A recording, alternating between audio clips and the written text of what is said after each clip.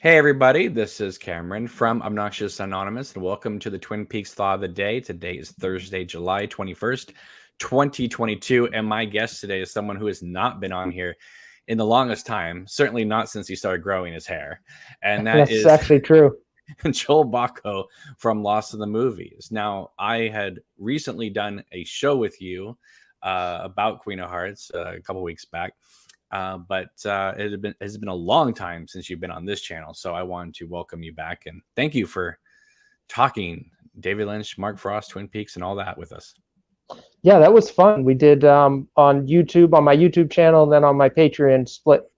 We had a two-part conversation that was very long. I think it was So how 4 long? hours, maybe. Yeah, It how was long? 2.5 on. It was over an hour on YouTube and 2.5 extra in addition to that on Patreon. So yeah, I guess about 4 hours total. And to be I don't know honest, if that it's either you or John Thorne that's got the record for that. I think he also was about close to 4 hours. I think. I could have gone 10 more hours. I I felt know. like because we had to go, so we had to wrap it up. Yeah. But anyway, it's so wonderful to have you here today.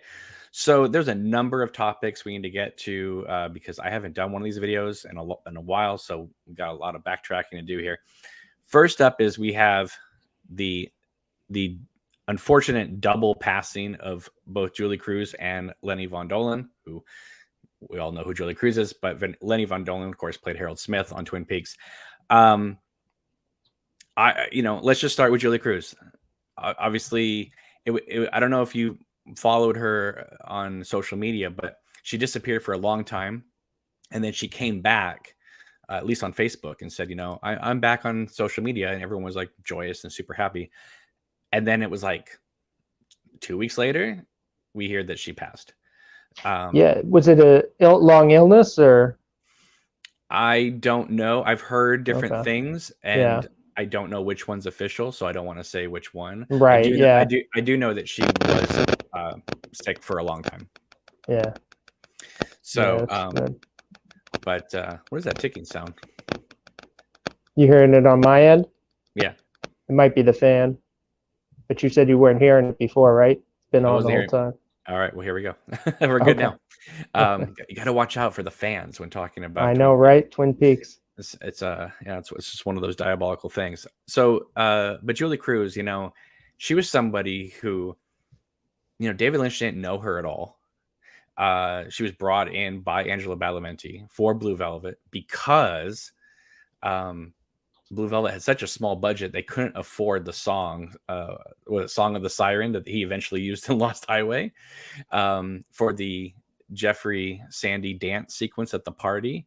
So they came up with this other song, "Mysteries of Love," that ended up being a huge part of Blue Velvet. But if you go back, and I think somebody actually made a video on YouTube of that party sequence with "Song of the Siren," and it matches completely. So all they did was just take the edited sequence out of the music and put in "Mysteries of Love." Where they're dancing and the slow dancing at the Yeah. party. Mm-hmm. Oh, that's interesting. I did like 2 seconds of that for for one of my videos where it was like a montage set to that song, and it had some stuff from Blue Velvet, but the first image I showed was that dance because I'm like, that was the original plan. Right. So anyway, they couldn't afford it, so Angela Badalamenti brought her in, and that started this amazing working relationship, which of course transitioned to Twin Peaks and Floating in the Sky and the Industrial Symphony and all that. And then it seemed like right after Fire Walk with Me came out and didn't do the greatest.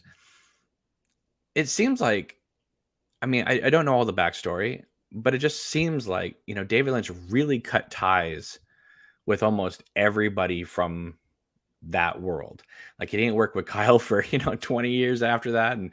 And he didn't work with Julie Cruz. He like moved on to like Jocelyn Montgomery and Krista Bell. And it just seems like he just kind of stopped working with everybody that had to do with the Blue Velvet, Wild at Heart, Twin Peaks era and moved on to much darker things. So when Julie Cruz was announced that she was coming back for the return, obviously people were really excited. And then, she appears for, just a closing song in one episode. And not only that, but it was condensed to the point that she even took to Facebook, was super upset about it. And then she went quiet for a while. So because she was like, everybody else gets these long, prolonged musical sequences, and my music was like cut down really quick. So I know it seemed like such a, I don't know what to say, but she was so talented.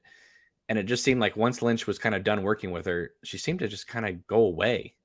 I mean, maybe she was performing other places, but I really didn't hear anything throughout the 90s and the early 2000s and stuff like that. Were you following her career at all? I mean, I didn't even get into Twin Peaks till 2008, so I definitely wasn't aware of what was going on at the time. But the one thing I know, I know the two sort of things I know besides what you said are in the what's the documentary on the Secrets of Twin Peaks? The one it was on the Gold Box, and they put it on the Blu-ray as well. Right. They have a section in that, which is interesting because mostly it's a broad survey of the history of Twin Peaks. But then they have this one section that's just on the music, and it hones in really tightly. And there's like a long part of that, I think it's in that, where she talks about her relationship to Lynch. Basically says, I think when they were recording the follow-up to Falling into the Night, which was, what was it? It was the one that had the song She Would Die for Love, and it basically had a lot of the songs that I used on my for the Journey Through Twin Peaks videos when I wanted Julie Cruz songs that weren't actually in Twin Peaks. Some of them were from Falling into the Night, but then other ones were from that one. I'm trying to remember what it was called. It was like 92 or 93. And it was like the production, I think, wasn't quite as solid, and she felt like they were really skimping on it. And then she was like yelling at them in the studio or something, and she like stormed out at some point. She tells the whole story on there, but then she says years later, Lynch called her up and said, I'm sorry. And she said, no, I'm sorry. I overreacted. You made my career and this and that. And they reconciled. So then this was back in like 2007 when they were making the Gold Box. So then obviously a similar sort of thing happened with The Return, where she was super furious on Facebook. And the last I had heard of that, somebody, I don't know if it was Sabrina Sutherland or someone, had said like her, Lynch, or Sabrina, like the people involved talked it out and they were like good again, supposedly. I don't know if she ever referenced it again, but that was sort of so it seems like they had, there was some tempestuousness there where they'd come together and move apart. And it seems like she worked, I feel like she was pretty prolific, but it was like very different things. I mean, her singing voice before recording for Lynch was not at all like I think she only sings that way for Lynch. Like her, otherwise she's like a Broadway belter. And she was I believe she was certainly touring with the B-52s. And I don't know if she was like sort of officially part of the band for a while, but she was like with them, associated with them for like, I don't know, decade or decades or something like that, certainly in the 90s. And I think that was her main thing post Twin Peaks. So that's what I know about her. It's definitely not an expert, but it's funny because a lot of people don't know this, but with the invention of social media, you were able to touch base with lots of people. And she actually, when I first started this YouTube channel, I was actually in touch with her, and I originally was about to like interview her for this channel. And then she said, I'm not really interested in doing an interview because I don't really want to talk about like Lynch and the work. She didn't want to go there. And I didn't really know what to talk to her about then. So I said, I got a crazy idea. I said, I'm looking to do sort of these like entertainment news shows where we talk about, we talk about Hollywood, we talk about, upcoming movies coming out. But I don't know anybody for that. And I said, would you like to be a guest on that? And she goes, how about I just co-host that with you? And I said, you want to co-host a podcast about, the latest Marvel movie coming out? And she goes, yeah, that sounds like so much fun. For whatever reason, it didn't work out with scheduling. But I mean, it's like when I heard of her passing, I went back and I posted up like our messages back and forth about how much she wanted to do this thing. And I just think to myself, that would have been crazy. Like a whole alternate universe. Would be like, hi, we're going to be talking about the latest DC movie. Let's talk about Batman versus Superman. It's me and Julie Cruz. And, it's like, that'd have been What really a novelty bizarre. thing. Yeah. But it almost happened, folks. It almost happened. It was pretty crazy. But I remember her like getting upset on Facebook about obviously what happened with the return. I know it was, I don't think it was done on purpose. I do think it was sort of like, we got to rush these end for whatever reason. I was always under the impression that Lynch had control over the time factor, because when the return was announced, it seemed like the way they were kind of suggesting it to us was that some episodes might be 40 minutes, some episodes might be, I don't know, an hour and 17 minutes. And so I thought that he had control over that, but it seemed like almost every episode was nearly at the 1 hour mark.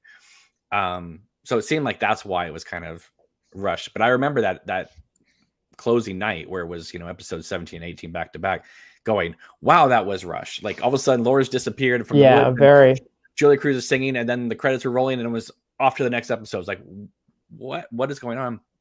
And I remember feeling a little bit disappointed that it was that same song from, the episode 14 of season 2, only because I know that they had done other songs together that would have fit that too. You know what I mean? And it felt like we were getting all this new music. So I felt like maybe we should have gotten a new Julie Cruz song, or maybe one they hadn't used before. So I was a little surprised by that they would kind of go there again. Well, not only that, but when they talked about recording it, like she recorded it with, I think, Johnny Jewel, or performed it with Johnny Jewel on guitar or whatever. I don't know what instrument he plays, but and like a band put together, and they were like, oh, it was transcendent. Like she took it to a whole nother level. And then I think when they used it, I think they used the original recording. Like they went right over whatever. So I can see why she was furious. Like she recorded this whole new thing. She put her heart into it, and then it was very brushed off. And I think that was an aesthetic decision on Lynch's part. It was like, that was part of the point, is like, the past can't be recovered. We just had this scene of like Cooper trying to save Laura and her disappearing, and everything's different. And I've never thought about this before, but I almost wonder if he had a second thought about like, gee, I don't think she really fits in as well here, but we can use it in this way and it'll work. Like if it was originally, the thought was that it would be more of a big moment, and it just wasn't, it wasn't fitting the editing of it. So they kind of did what they did with it, but I don't know. Yeah, it just seemed like, I remember Michael Horse telling me that when he got cut out of Fire Walk with Me, that David Lynch personally like called him and let him know, hey, just so you know, you didn't make the edit. Like a lot of people didn't make the edit, right? Right. And I think that Julie Cruz she kind of hinted at like nobody had told her. Yeah, she didn't know what to expect. Right. So I think it's funny too. Maybe if she had been told, maybe she wouldn't have. Because I mean, I don't know if she was drinking or what, but like it was a long. Do you remember that night? It was I do. I do remember that. Yeah. Because I remember a lot of people. There was a lot of drama that night because it was people were upset about the finale in general, and it was like one more contributing factor. Right. But it's funny too about the whole idea of like, you were cut out of Fire Walk with Me, and she was, probably cut down from what it was. But I definitely get the sense that there were no missing pieces of season 3. In fact, I almost think when we had, well, she was talking, I think, about when you had Sabrina Sutherland on the last show I was on, I think, when it was right before the finale, and she said something, she was talking more about Fire Walk Me, I think, like, oh no, we used all the missing pieces, which funnily enough was not true, because that night, literally hours later, we saw some footage that had not been in either the missing pieces or Fire Walk With Me. But I definitely think with season 3, I've heard her say that he basically threw everything into the soup. Like nothing was put aside. Any scene that he shot, like they found a place for it, more or less. Well, I can believe it, because there were some episodes that felt like it was being purposely stretched out to the hour mark rather than, cutting back. I will push back and say a little bit, I understand what she meant by the Firewalk with missing pieces, because those seem like extensions of existing Yeah, shots. they weren't new scenes. They were new shots. Right. Or it's like Lynch let the camera roll for 2 minutes and they just used another portion of that. Exactly. Yeah. I mean the missing shot that I want more than anything from Fire Walk With Me is Doc Hayward's wilted blue rose when James pulls away. Right. Because you can see the camera start to move down, and then I remember you saying that. And that's what I want. And I think they purposely held that shot out so that people couldn't make a definitive fan edit. And do you remember when Sabrina Sutherland, just off topic real quick, but remember when she said, I don't know, was it 2016? Or maybe it was 2017, where she was at the UK Fest and she said that Lynch was preparing a new edit of Fire Walk With Me. And there has not been she said he would she said that he was interested or something, right? She was like, he would consider it or something. Like, she didn't rule it out. And it was like, I didn't like that. I was like, oh no, don't do that. Like, it's fine for people to have fun and tinker with it, but like, he's usually so respectful. Like, even with Dune, he took his name off of like the re-edit or whatever. He's like, no, I didn't like the film, but this is even less me or whatever. But I mean, obviously it would be different if he did it. But even so, I feel like it would be a little too... He's weirdly not that revisionist in that way. Like, he will go back and change things after the fact, but the original thing exists. Like, even Mulholland Drive, I feel like he changed some things, but the general shape of that first 2/3 of that movie is basically the pilot, the ABC pilot. Like, he didn't like reinvent it in some crazy way. No, I mean, in a way, Mulholland Drive is the Twin Peaks International pilot, just bigger. It's like, okay, so I have to film this new ending that's gonna be attached to this TV pilot here. But yeah, so I mean, it's very sad, obviously, hearing about Julie Cruz. And Take the Ring is here in the chat, and he says Julie replaced Cindy of the B-52. Cindy was the founding member who took a break right after Love Shack to have a family, but then Julie left and Cindy came back. Oh, okay. So maybe she was just like a long-term. I thought she had some longer role with them, but I guess it was just that. Right.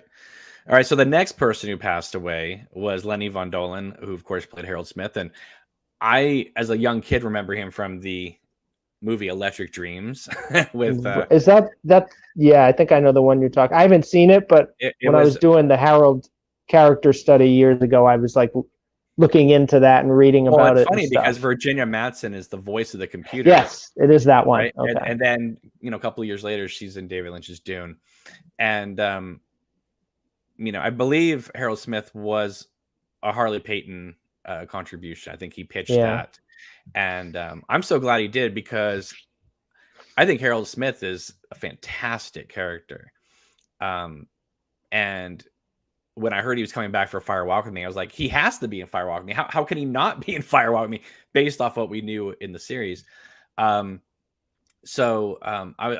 I mean, he's done a number of other things, but of course, most of us know him primarily, from Twin Peaks. But I mean, I just feel like his portrayal of Harold Smith, it could have been one note, and it wasn't. He found all these, nooks and crannies of the performance, and from what I understand, he was like the nicest person in the world. I don't know anybody who's ever said a negative thing about the guy. He had tons of people on Facebook who loved him.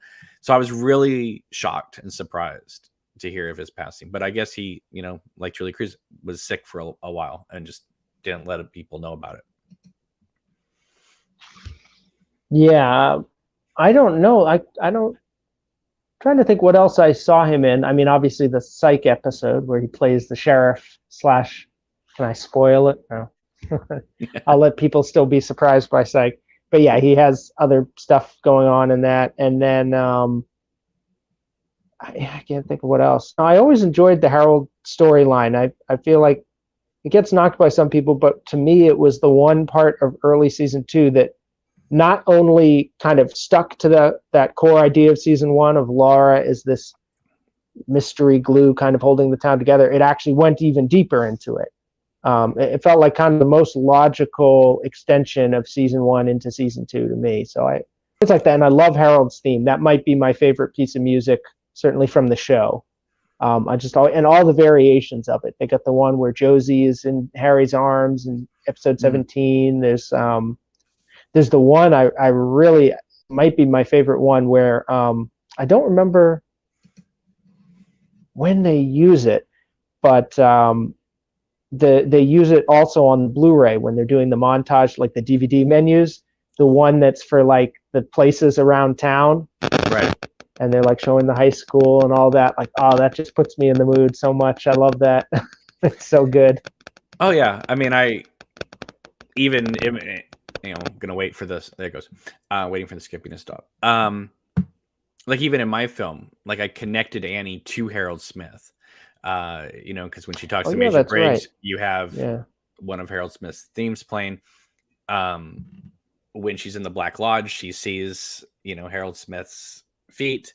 So there, I felt like there was a connection between those two characters in terms of like the lonely soul aspect of it.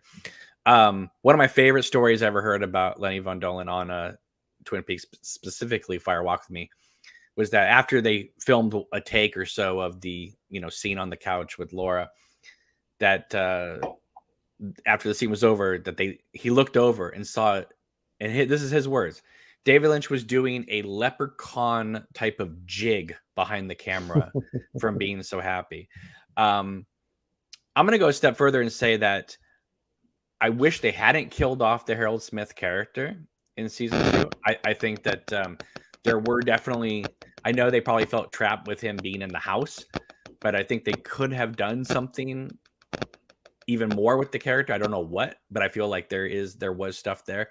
And I also wish that he was in Firewalk with Me more, but I mean, I always wish there was more in Firewalk with Me, but I would have loved to have seen more of Laura and Harold Smith together as well.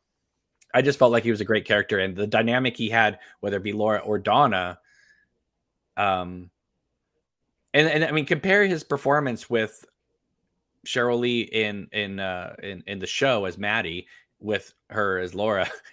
Obviously different characters, but with one, he's terrified of Laura, and then in the other one, he's the aggressor, cutting his face and stuff like that, and threatening them with the tool. Well, there's an argument to be made. I think that all of the characters who disappear around the time they resolve Laura's murder get to kind of almost keep their dignity in a way, and then come back and Firewalk with Me like guns blazing. It's like Ray Wise is gone, Grace Zabriskie's gone, Lenny von Dohlen's gone. But all these other characters stick around, and they get like degraded to these silly plots and whatever, make of that what you will. But there's something to be said for the fact that like when he comes back with Firewalk with Me, he's able to bring back all these people we haven't seen in a while. And it's like, and I mean, that is actually true as well of the characters we did see, like even just putting them back in their original kind of costumes. Bobby's back in like the leather jacket and stuff. I mean, even in the finale, he does that. And it's like, my only bringing problem, them back to their roots. My only problem with the Harold Smith scene in Firewalk with Me, and people have heard me talk about this ad nauseum, is the set. The set is god awful because there's none of the mystery of Harold Smith's house in that place. You don't even get a sense of. There's no orchids. There's it's just like it just seems like a set, as opposed to like when you're in the show, it's so moody and gloomy in there, and when he's like writing the diary for Donna and stuff like that. It's just bright daylight. And he's got a short haircut, and he's just it doesn't seem like at all like Harold's like they got the characters together perfect, but they just kind of threw a set together, as opposed to like, it's so weird because there's some sets in Firewalk with Me where you can tell that they are using the same sets from the show because they shot it so soon after, but because Harold Smith hadn't shot in a while, they had already broken down his set, so they had to rebuild something. But like that set looks nothing like Harold Smith's house. It's funny too because they shot that up in Seattle, right? That part. Perhaps. I think it was part of the original, because they talk about how everything was sort of rushed, and Lynch couldn't get to it till like 3 a.m. or something crazy because everything up there was just going over. And it's funny to think that the more authentic, Twin Peaks location of Harold is actually the one they built in LA in some studio in like Studio City or wherever. and then the artificial one that's like, this isn't the real Harold place. It's like actually up on location where he would have lived. Right. Well, it's just because it's just mood and tone. I understand it's a daylight scene. Yeah, no, totally. But Donna went to visit him during the daylight, and it didn't look like that either. So, right. Yeah. You know, but like when you see Cooper in his bathroom and stuff at the end of like the missing pieces, I mean, it looks exactly like the show because they shot it on the set. Anyway, it's very sad. So, you know, 2 more actors from and people affiliated with David Lynch's world and Twin Peaks are now gone. Just real bummer. I mean, it's just like, you know, I mean, after the show came out, it was like, seemed like it was almost one, you know, I'm elaborating, but like one per week or, you know, or you know, it seemed like it was just like, people are like, well, how can they do a season 4 now if everyone's gone? It's like, well, yeah. I mean, it is possible, but I mean, I don't think it. Go ahead. I don't think it would have been a big ensemble thing anyways, even if they did it with everybody alive. Like, I feel like that part of it was kind of achieved. The reunion aspect of like, where's everybody at after 25 years? They did it, and they did it in a way where it was explicitly like, we're going to glimpse into their lives at a bit of a distance. We're going to get a snapshot, and that's kind of it. Like, they weren't setting up new stories to go on necessarily. I mean, to an extent they were, but they were more dropping in the middle of stories that we didn't see the beginnings or the ends of. That was my sense of it in a lot of ways. Estates 1913 says, I wonder if there's a connection to Harold being unable to leave his house and Cooper being able to leave the Red Room. I don't know. I mean, I don't think they were thinking that far in advance at that point, but when you are working that fast, your subconscious will connect things. And people think that the arm was like a lodge thing, you know, the fact that his arm would shake when he tried to leave or something like that. Did you ever see my little visual essay I did about Laura Palmer's diary and how I thought that Donna actually probably killed Harold Smith accidentally because she after James saves her, they go outside and she says, James, he has Laura's secret diary. And she says it right in front of the Treeman house. So she's giving her away. Giving it away of like what he has. It's almost like the Treemans sent her in there to kind of what is he, because they can't get in there, right?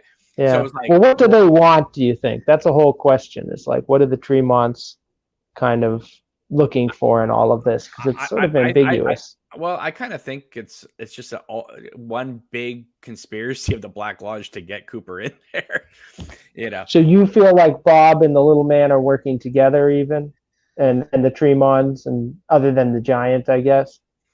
Well, I don't think it was like a master plan until Cooper. No, of course not. Yeah. You know, but I mean, if you're trying to make sense of it after the fact. But I think once Cooper got into town, they were like, this is someone special. It's like, you know, it's Carol Ann in Poltergeist. It's, you know, this person is super in tune with things. This person could bring our downfall. We need to get him, or at least get him on our side. Let's turn him into him into Bob or something. I don't know. But because I mean, like, they, according to the movies and stuff, and as you know, they kidnap Chet Desmond. It's almost like they're working their way up the ladder of I don't know. But well, Bob is, but I don't know about the others. It seems, I always feel like the Tremonts are sort of working, like Mike is explicitly supposed to be working against him. Then you have that weird moment at the end of Fire Walk with Me with the corn and all of that. It's like, are they kind of checkmating him, or are they like doing a transaction? Well, Bob looks very, very mad that he does. He does. I agree that he has to give the blood to them. It plays as them versus him, rather than like a partnership of, you know. Right. It seems like you killed, you know, Laura, but we're gonna take your victory, because he looks very mad about it. Right. He's got that grumpy face all the way through. And he's reunited with the arm, which is interesting because the arm was supposed to be the evil part, and then in the return, they're like best buds.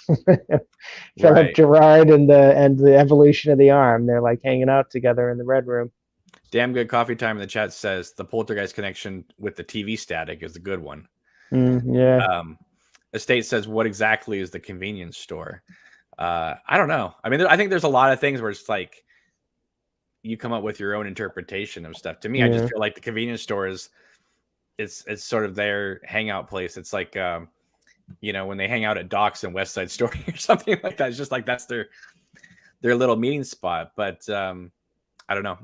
To be honest, I haven't really put that much thought into it. I just kind of go with the flow. I kind of go with the flow.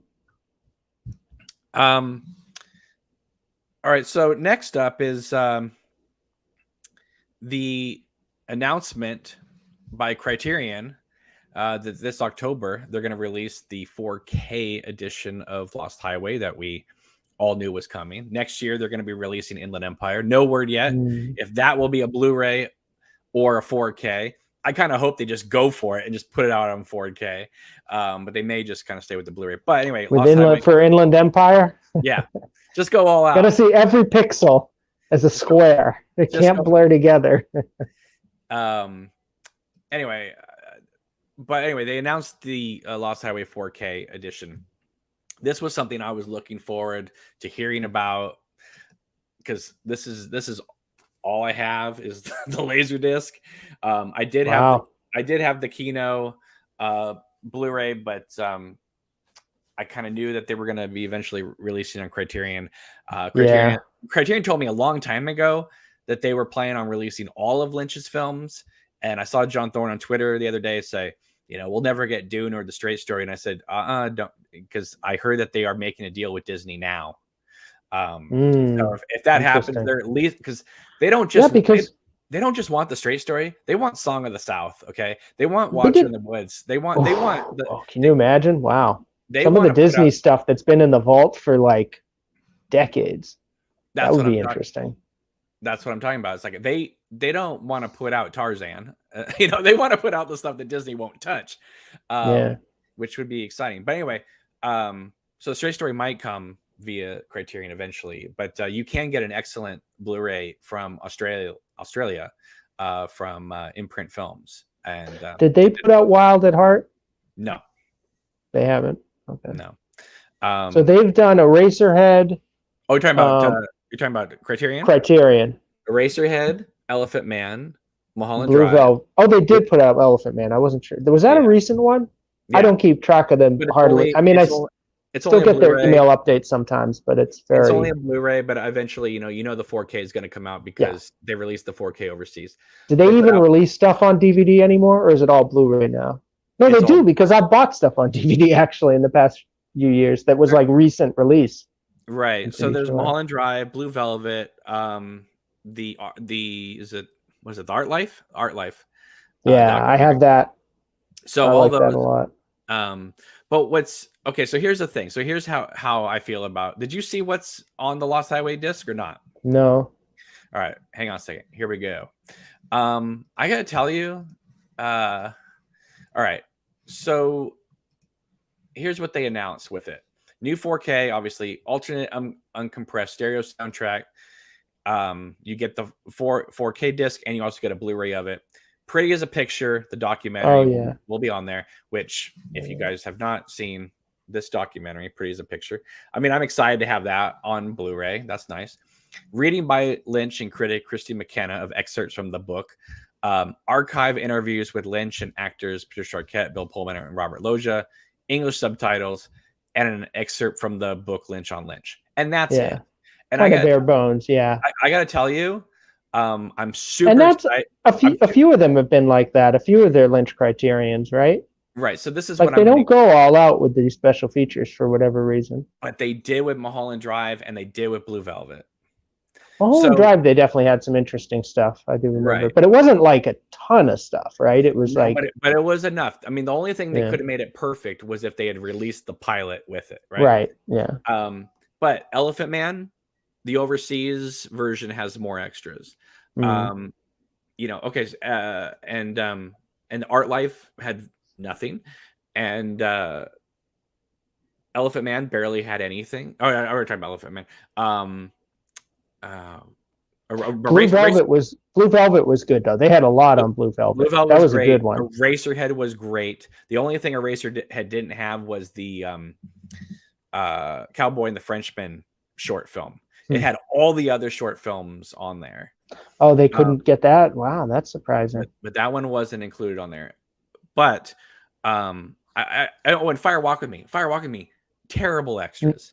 Right. I mean, that was basically just the appeal of that one to me was just I liked seeing Fire Walk with Me kind of released on its own and treated as like a movie in the Criterion. So that was fun. Right. But I think they did a new interview with Cheryl Lee and a new one with Angelo. And that was it. Where he kind of like repeated some of the stories that we'd heard in other interviews with him. Right. The Mulholland Drive one with Angelo was fantastic. That was like and so is real revelation. The 40-minute Lynch Naomi Watts interview, right? I mean, yeah. And then there was just I had to watch some of those again. It's been a while. It's really great, and Lynch is being super, outgoing and all that kind of stuff. So Lost Highway overseas, Lynch did a big interview for an overseas release. That's not apparently included. Where are all the deleted scenes for Lost Highway? I know. When are we ever going to see those? Martha Nachemson is in one of those scenes. Oh, really? She plays like a lawyer or something. Well, and also Mink Stoll is in it. She was the juror number 1 that gets the sentence of Bill Pullman to death. There's quite a few people. Are there quite a few people who were cut from that? I feel like, or maybe not. Well, I don't know. There's people in it who are in like 1 or 2 scenes, like Richard Pryor. Like, whoa, right. Okay. But here's the thing: it's like I don't understand because obviously Lynch has control over this, right? This is not a Criterion call. This is a Lynch call. Why are we releasing Pretty as a Picture with it that has deleted scenes in it from Lost Highway? They show the making of some of those scenes. And we're not going to get, we know that he's okay with putting out deleted scenes now. Yeah. I don't understand. I wonder what it is about that film. It does feel like in some ways Lost Highway is like a tighter film in some ways than Fire Walk with Me or Mulholland Drive, or certainly than Inland Empire, where it almost feels like more focused. Like what the difference is actually between those 3 films? Fire Walk with Me a little less because the second part of it is all Laura focused. But Mulholland Drive, Inland Empire, even Wild at Heart to a certain extent, you have these sprawling ensembles. You don't really have that in Lost Highway. So I wonder if in his mind it's like that Fred and Pete don't need more story, But we know there's at least, 30, it's got to be at least 30 minutes of extra stuff, at least. Well, they got the trial and the death penalty. That's another thing, too. Maybe I don't know, because you could say that about any of the deleted scenes that he ended up releasing. So I don't know. I'm just like, I don't, whatever the call is, I wish they would make a statement and just say the reason why there's no deleted scenes is because X, Y, and Z, because we were kind of all primed for there to be a deleted scenes part of this disc.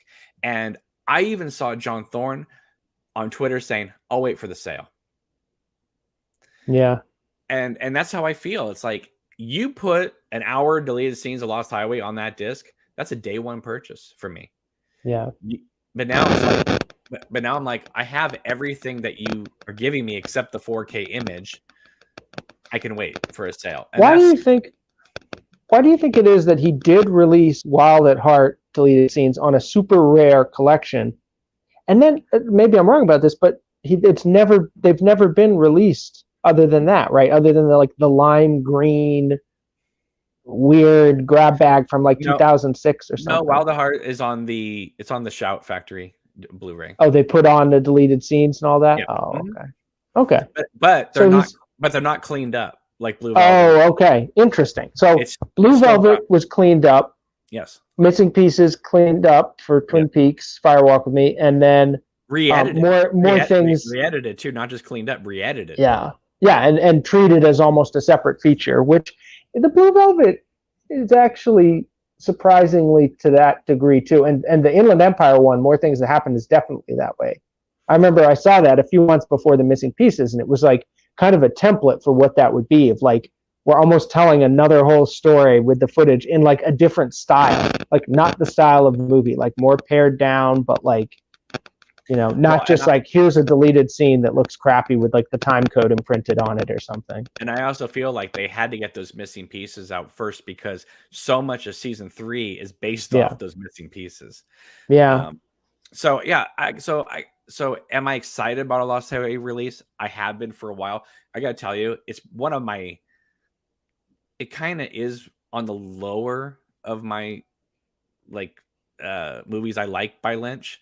I because I just feel like it's too like his films are so classical that I feel like sometimes it's too 90s. It's almost his Natural Born Killers, that type of thing. So I feel like it's a little dated at times. But I still really like the film. But I feel like with every Criterion release that gets put out, he's like committed to the company, but there's less and less work being put into the other stuff. Why do things show up on overseas releases and not domestic? Is it a rights issue of some sort? Yeah. Mm-hmm. Oh, okay. But at the same time, though, you would think that Lynch would sit down for a new interview or even a new Skype. I mean, all the extras on the Smooth Talk Criterion that Laura Dern did, they're all done over Skype because of the pandemic. So I'm excited about the 4K, but I'm not excited about everything else. I feel like the presentation of that disc, aside from the film's quality, makes it something you got to wait for the sale for. I don't know. I mean, how do you feel about it? I never bought I don't think I ever bought a nice edition of it. I've got it probably looking at it right over there, but I had like the really crappy DVD where it's like, I don't think it's even properly like, it's like the weird letterbox where it's like, if you put it on the TV, I mean, probably not true anymore, but now that they probably adjust it. But, it used to be like you'd put on a DVD that was like pre-widescreen TVs, and it would be like, it would have the bars on the side and then a square and then the bars. So you'd be looking at you'd have to literally zoom in on the monitor to see it. So I think it was that type of quality. So yeah, I mean, you said it's a 4K though. Yeah. Yeah. I mean, I only have a Blu-ray player, so I don't. But it comes with a Blu-ray as well. It comes with yeah. Yeah, and then if you ever had the 4K, I mean, I just think that yes, is this cool to have on Blu-ray? Yes, but I already own this. Give me something I don't have to make me, pay $40 for that opening day, version of it. I don't know. So I just feel like for whatever reason, Lynch held back on these deleted scenes, which is shocking because he's been putting out deleted scenes for all the other films. The only one he didn't is Eraserhead, is because he couldn't find them, because he said he lost it in a move. Right. They're in like a dump somewhere or something. I guess, yeah. He says he knows where they are, but he can't get them or something like that. Yeah. Yeah. So anyway, for whatever reason, he held back on the deleted scenes, and I think that's as cool as this release is, I think that's a misstep. And unless they came out and they said, listen, they were the equivalent of 8 minutes, and it didn't mean they were frivolous, like completely. You know what I mean? Like they all know that we were waiting for that, because it's one of the few films of his that we haven't seen the deleted scenes, but we have seen some in this documentary. So I don't know. I wonder what the straight story deleted scenes are. I would imagine there aren't many. A lot. No, there's a lot. Really? Yeah. That's surprising. He says that most of the stuff they cut out of the film was comedy bits. Oh, so he actually... Interesting. He said it was too funny in parts that the heart didn't come out. So they pulled back on the comedy so they could have the emotion be more clear. That's very interesting. So it wasn't even necessarily like new scenes or stuff that was like in the original script, as maybe like character moments or something where like the lady's bumbling around for a longer time. I could see that. It's more of, I think it's probably more of like the two brothers bickering or the dear woman screaming about stuff. That type of, There are some moments in that film that do sort of stand out as like, this is almost a little cartoonish. Well, even the opening shot, which I love, of the town, when you see the 10 dogs running down the street, it's like, well, there's David Lynch right there, Right. and you get the woman with the suntan thing around. It's like very sort of heightened, and then the whole movie is more of a different tone, more of a Mary Sweeney tone in some ways, I think. Yeah, but I also think it's David Lynch. Oh, definitely, yeah. At his purest, because instead of him, I mean, I'm not saying that he's not pure in his other work, but it seems like he's hearkening back to his memories before he was 18. Yeah. When he talks about living with his family in, Missoula, Montana. Yeah. And that kind of stuff. I feel like he really went back to his childhood. And the reason I think is working with Freddie Francis, working with Jack Fisk. I remember bringing this up to Jennifer Lynch saying, it's almost like he went back to work with these people that he knew long time ago to rekindle, something like, because maybe they felt maybe there was an estrangement there. And she agreed with me. She's like, that's exactly what it was. He wanted to work with people that he felt he had spent too long of a time away from. Yeah. Well, the Jack Fisk thing is interesting because it's like he married his sister and divorced her and left her basically for Isabella Rossellini, but they remained friends and collaborators and all that. Hollywood's an interesting place. Oh yeah, and if you believe the stories too, I mean, it's like I'm sure. I mean, I remember, I thought that Mary Sweeney kind of came into the scene, roughly around 92, but she'd been on the scene since Blue Velvet. She was working in. She was Dwayne Dunham's assistant, I think, right? Yeah.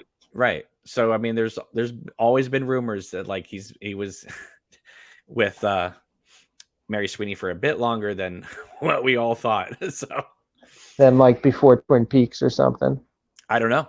But anyway, none of my business. But I'm just saying, the fact that one of the things that you quickly learn when you follow film directors is, like Peter Bogdanovich or something like that. It's like there's definitely a womanizing aspect to some of these directors. But you froze for a second. Oh, I was saying there's definitely. You did a little lost. No, I could hear you, but your picture froze. It was like the Lost Highway thing at the end where it's like, because you were like in the middle of movement. Gotcha. Okay, so next up we have,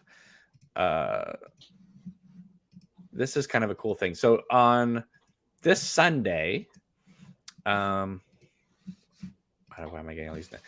This Sunday at 9 a.m. to 3 p.m. Pacific, 10 a.m. Mountain, 11 a.m. CST, 12 p.m. Eastern. There's a virtual thing called Twin Peaks Wyndham's Cabin happening. And it's like a bunch of people from Twin Peaks community, I guess, getting together for a fundraiser, and people are being interviewed and that sort of thing. Are you a part of this?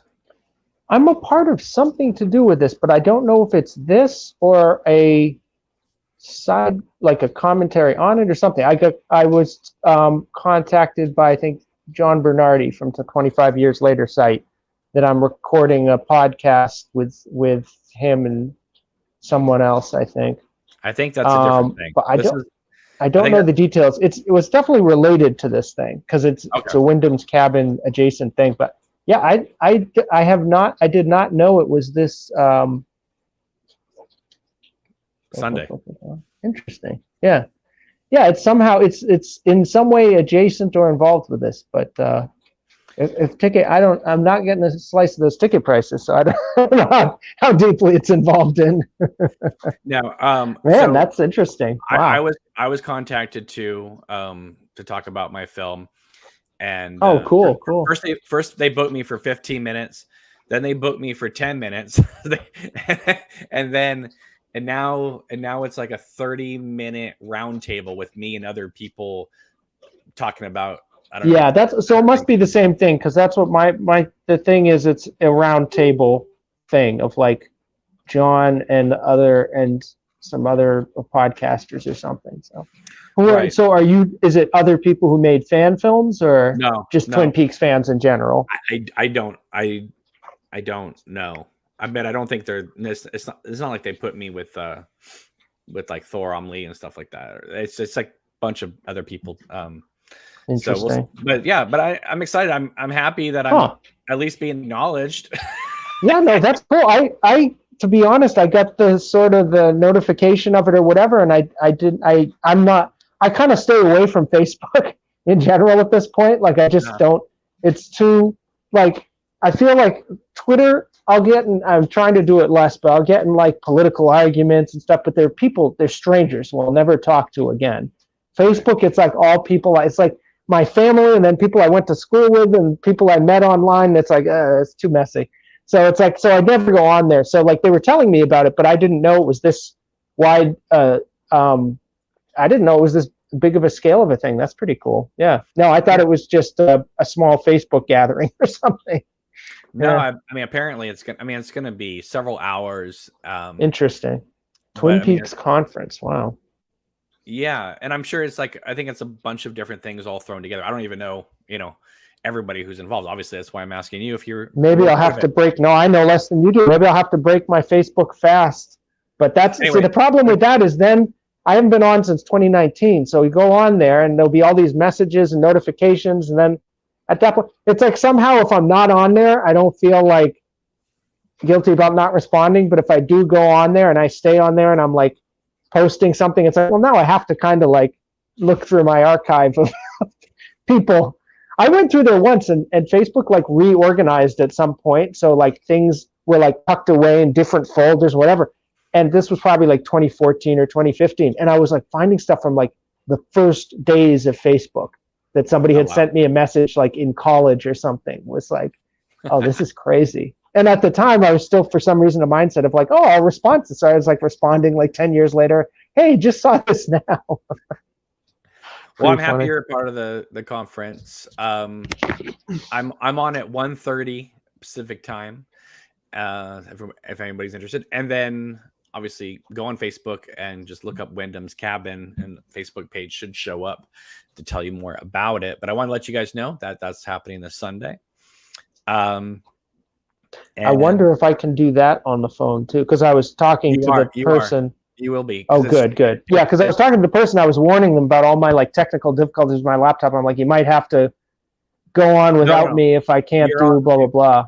You're on talking with me about this. This is the it's all on this platform. Oh, good. Okay. Yeah, because the problem, I did a podcast a few weeks ago called Uncut Gems where they were talking about Firewalk with me. It was a great conversation, but I was on my laptop and it needs to be replaced. Like it's 6 years old at this point. And it's just full of junk and viruses and who knows what else. Like it's not effective as a machine. So like I'll sit there and I'll like press a button and wait for it to load. It's miserable. So like I kept getting kicked out. It was on Zencaster and you can't do that on the phone apparently. It has to be on a computer.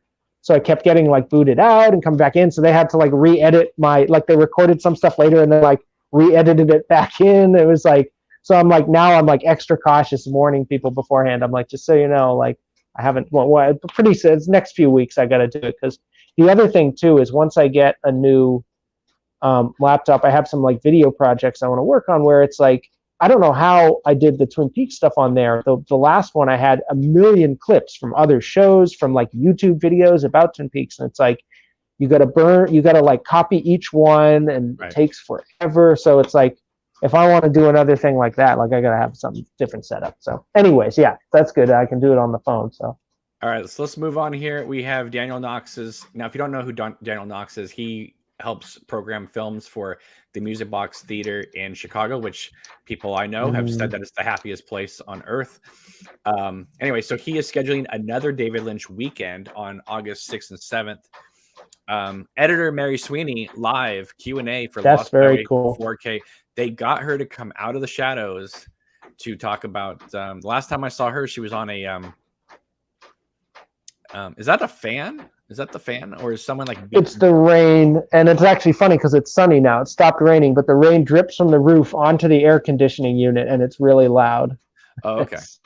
If it keeps bothering you, I could put like a towel on it or something. It just sounded like somebody's getting spanked over there. So. Yeah, no, it's annoying. It's whenever if I'm recording something, it's like very noisy.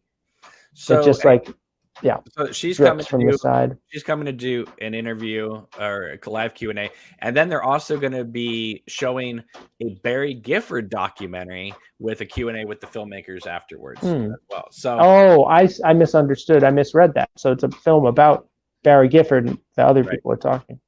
Right. So anyway, so she will be on on tap basically to talk about Lost Highway. So that's exciting. Like I said, I saw her on like a thing with Peter Deming, like I don't know, a year ago or so, and that's when Peter Deming acknowledged that they were gearing up to shoot something with David Lynch, and they had to pull the plug because of the pandemic. That's when we got our and they were talking about Lost Highway as well. They must have been. Yeah. Yeah. Well, I guess Mulholland Drive, right? Oh, that's right. It may have been Mulholland Drive. Yeah. And those were the only two that they were both, the only two features they both worked on. Although he did do some work on Inland Empire, and then she sort of did some work on Inland Well, she Empire. did do a lot of work and then walked away. So, well, I don't think she edited anything though. I think it was all producing, from what I remember. But I'm saying she was going to be editing, and then she walked away from it. I don't know, because wasn't he the one editing it on his, like, it feels like once he started DavidLynch.com, the whole, besides whatever was going on with him personally, like the whole like working relationship changed, because suddenly for the first time, he never liked editing before that. In fact, there's like quotes of him like, I hate editing, I can't do it, I leave the room, and and then he shows up and he's there, but somebody else has to be like doing it, and he'll fine tune the stuff and direct them. But it was like, as soon as he started doing those shorts on DavidLynch.com, he was the one sitting there on Avid or Final Cut or whatever he had, and like piecing the stuff together and like discovering the joy of editing. And it's like, once that happened, the whole dynamic changed. So it's like, well, I know it wasn't really. Well, I know that, like, he had to. I mean, with Twin Peaks, it's like he goes back and brings Dwayne Dunham back after 25 years of him like directing kids films and stuff. It's like, hey, you want to edit again with like new technology that you have no experience with other than directing. I'm sure you're working with it at a distance, but it's a whole different thing. Well, and Lynch himself personally edited all those teasers for Twin Peaks. Right. He still was very hands-on with, it sounds like, with The Return. And he had an assistant. I can't remember her first name. I think it was like Murakami was her last name. And I think she did do a lot of the, like, it's all in the Room to Dream book. That's usually what happens. Where I remember it from. Usually what happens is, your editor does the main pass, then the director comes and makes some notes, and then the assistants come in and cut off the edges and tighten things up and things like that. Right. And she was credited as this other person was credited as assistant editor, and it sounded like from the book she was even a little more hands-on than that, but like that basically Mary Sweeney was not involved in the editing process at all. Like, she helped him get locations and stuff like that and whatever, but it was like, I think they were already kind of drifting apart at that point, and he was obviously already seeing the Emily Stoffel and all that, because she's in Bluey.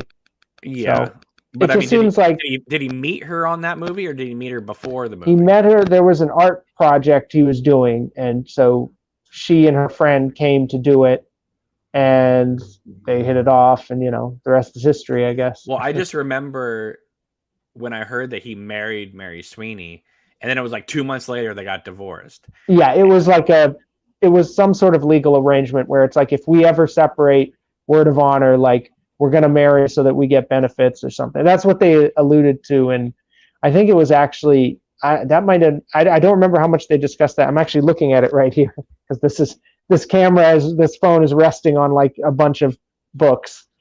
I got Karl Marx, David Lynch. And... I remember a friend of mine a friend of mine said, like, oh, well, some people, date for a long time and then they get married and they don't like each other. And I thought, no, definitely wasn't that, because this was like a month. Yeah, it was like really quick. No, it was obviously, the point was they had a kid together. She wanted like the whatever, like, let's make this official before we separate, and I guess that was like their agreement or something. I don't know.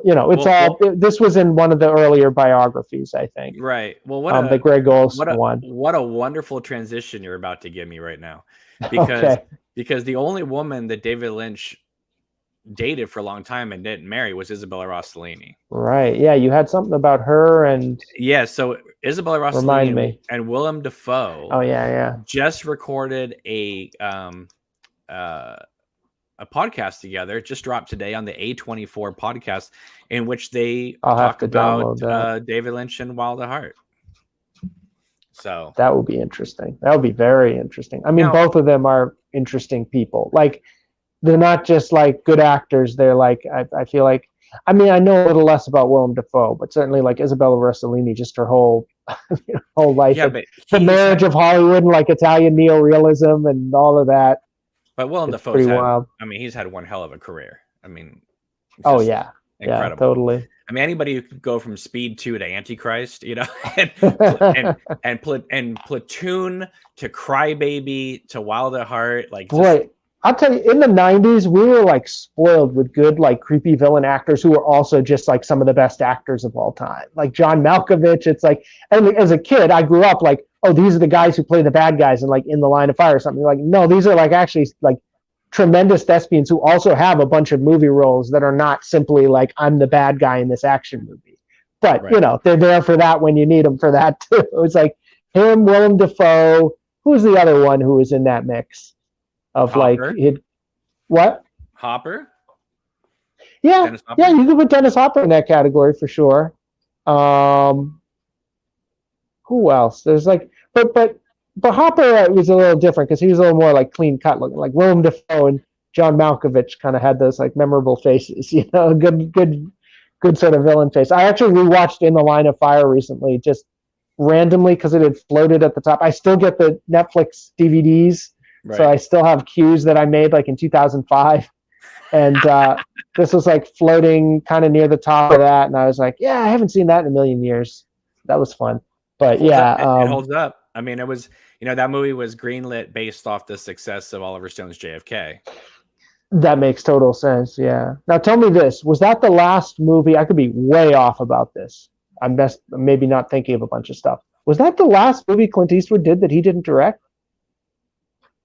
No, because he did Trouble with the Curve. The Trouble with what? Trouble with the Curve. It was like a baseball movie. Oh, I didn't even know that one. And it's, I mean, it's a very. Was it you know, 90s? No, it was like 2012 or something like that. Oh, wow. Okay. Really? Listen, Clint Eastwood lives in my area. He does. Yeah, that's right. He was your mayor in your lifetime, right? yeah. And he's always at the Whole Foods on Saturdays. If you know, if you go down the cranberry juice aisle, I'm sure he's there. But I've told him many times, I'm like, listen, can you please just do one more Dirty Harry movie to wrap this thing up? We can't end it with the Deadpool. Does he give you a look?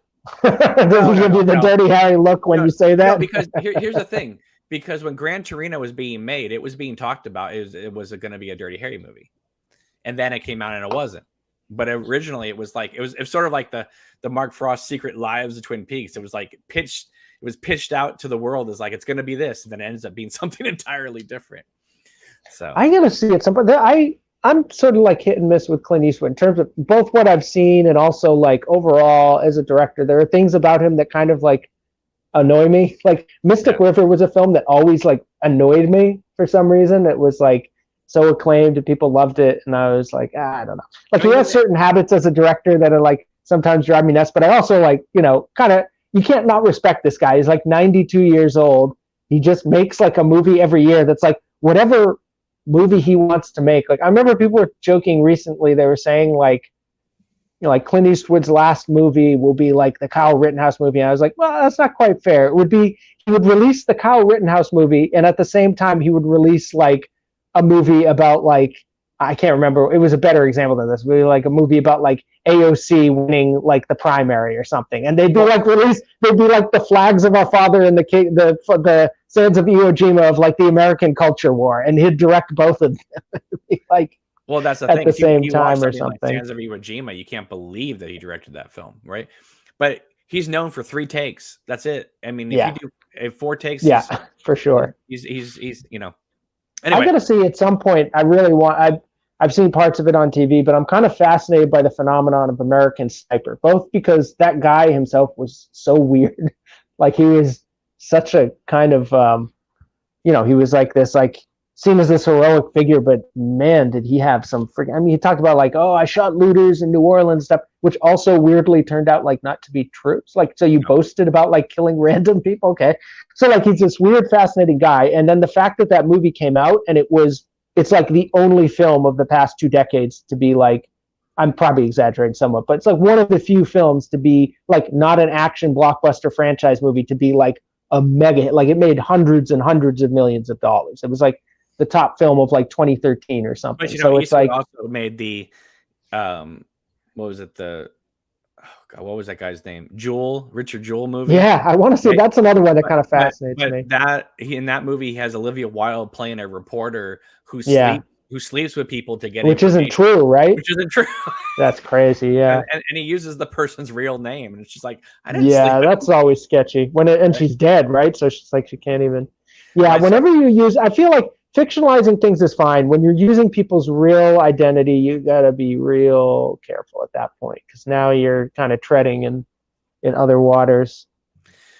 Right. But, we do have a comment here. Skylar says, anyone know how to find Twin Peaks: The Complete Mystery Region 1? Are you talking about the Z to A set? Apparently that's like, I actually have never, maybe I missed my opportunity. That's the one I don't have, just because it did sound like it had some cool stuff, but it was like, man, like I've now bought so many versions. Whoops, there goes my phone. Well, I've now bought so many versions of Twin Peaks. It's like, am I really going to do this mega set when who knows if there's more coming or something? The only difference between what you've already have and what you haven't seen is that there's like 10. There's a Cheryl Lee interview, right? Which I would like to see. That would be pretty cool. Oh yeah, there's a Cheryl Lee, Kyle MacLachlan interview. Which, wow, that's really cool. But you think it's going to be? Yeah. I think for about 20 minutes it's not, and then for the last like 30 minutes it's like it gets into, because they have to go through the pilot, and then they start talking about the sex the stuff that you've heard a million times. Yeah, and they get into the sex lives of Cooper and Laura, and it's like nobody cares about that. The sex lives of Cooper and Laura. Yeah, it's ridiculous. And then they finally get into some interesting stuff. Yeah. But I mean, an individual interview with Shirley, no. However, there is like more behind the scenes of Lynch directing season 3. No. I like that stuff. No. All right. You start to realize that they put the majority of the good stuff on the season 3 box set. Yeah. So it's just more of more. And sometimes it's duplicate footage of what you've seen, but just stretched out longer. So listen, if you're a completist, yes, you have to have it. However, it's one of those things that is going to end up on YouTube eventually. So, And I like that. I really like that collection of the season 3 behind the scenes, like with the weird German voiceover and stuff, where it's like sort of Werner Herzog-esque. Yeah. And so that guy directed the making of Inland Empire thing, right?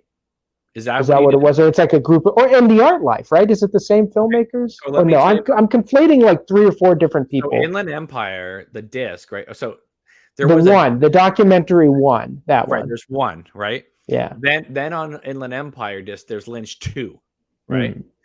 Then they took to it was either Kickstarter or Indiegogo, I can't remember which one.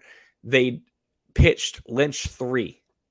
And they were raising money to do Lynch 3. They got the money to do Lynch 3. Lynch 3 became The Art Life. Oh, okay. I love The Art Life. So are these the people who made the documentary on season 3? I don't know, but I wouldn't be surprised, because Lynch isn't going to let just randos just. No, yeah, it's definitely somebody who had worked with him before. But then the other thing that gets me confused is on Blue Velvet, they have Blue Velvet Revisited, which, by the way, I love that documentary. Like, not just as like a cool behind the scenes thing of a movie, like as a separate movie. Like I actually I was doing a podcast on Blue Velvet, and I was like, well, I'll talk about these deleted scenes.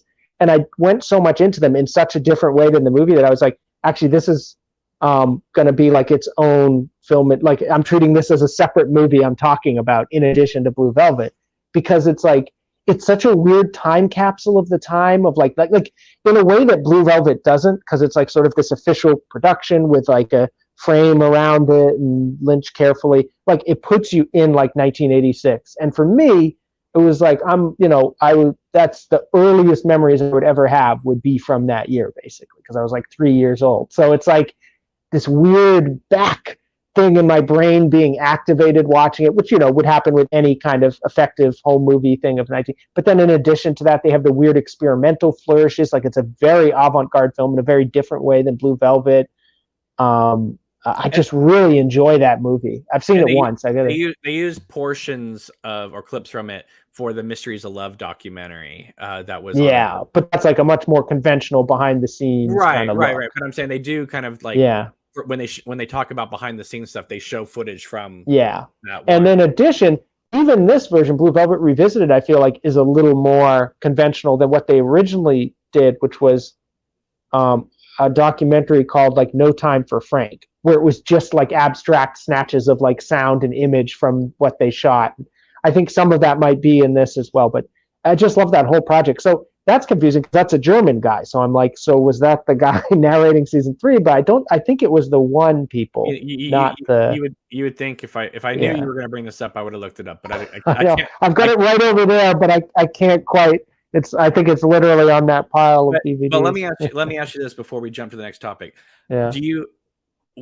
Because Lynch has to sign off on everything that's going to be used in those behind the scenes stuff, right? You don't just get free reign, edit together, and then put it on the Blu-ray, right? Lynch and well, I feel like he tells them, because there's that moment in Mulholland Drive, the behind the scenes of that, where he's talking to Lara Lena Haley, I get it, mangling her name, but and Naomi Watts, and they're at the swimming pool and they're talking, and you're thinking like, wow, it's amazing how Lynch just lets these people shoot him and film him, and for most of the documentary, that's what he's doing. And suddenly he stops and he like looks over at the camera, and they have to like shut it off and walk away. It's like, this moment you don't get access to, you know. Well, there's that, but I'm talking about like the final edit of it. I don't know. I feel like they might just do it, and like he knows ahead of time, like I didn't do anything in front of the camera. Okay. Well, the reason why I'm even going there is one of the things that you see on the season 3 behind the scenes, and of course it's in the ZDA box as well, is in those behind the scenes, there is scene after scene after scene of him complaining about Showtime and money. Yeah. And to allow them to put that in there is almost like a little bit of sweet revenge of like I'm going to make it known that, yes, you gave me free reign, but you had such a low budget for me that I basically had to pick. I had to spend a lot of money doing the effects on part 8. But then we got stuck in a hotel room with all these machines and Albert and Christabel. It's like they don't move out of that room. For like that's true. I mean, I get a kick out of the fact that he's just hanging with his homies for like, 4 episodes or whatever, sipping wine in the South Dakota hotel. It cracks me up, but it is kind of noticeable. It is. He stretches it well, but but you also see him like behind the scenes, and this clip's on YouTube where he's like complaining about like, we got to shoot one more day with Ben Horn, and that's going to cost money. And then that's when you go, oh, there's the real David Lynch. Yeah. Because the David Lynch we see on talk shows or interviews, that's David Lynch in drag. That's David Lynch being David. That's David Lynch playing David Lynch. Right. That is a character, which is true. It's who he is, but it's like a distillation of who he is. Well, even John Waters talks about like, I'm John Waters, but when I go on stage, I'm John Waters, right? Right, exactly, yeah. And that's the thing. When you see Lynch just kind of sitting back at his desk going, oh my God, how are we going to do it? It's like, that's the real guy. Yeah, I love the access they give you. And I love the fact, too, that it's like, in seasons 1 and 2, we have so much information about what went on behind the scenes. So much at this point, Even going back, you had Wrapped in Plastic, you had a book published at the time while they were shooting with like, lots of typos, but the guy's talking like to each person in their office, blah, blah, blah, and he's getting all the details as it's being shot. And then you have years go by, Brad Dukes, everybody, like John Thorne's got this book out. It's been so analyzed, and there's still a lot of mysteries and stuff we don't know, but it's like, well, we'll never know that stuff. Like, there's so much information there. With season 3, it's like a lockbox. It's like Frost and Lynch went into this. We kind of know the process. We know that Frost wanted a Las Vegas neighborhood and Cooper with abandoned buildings, and Cooper shows up.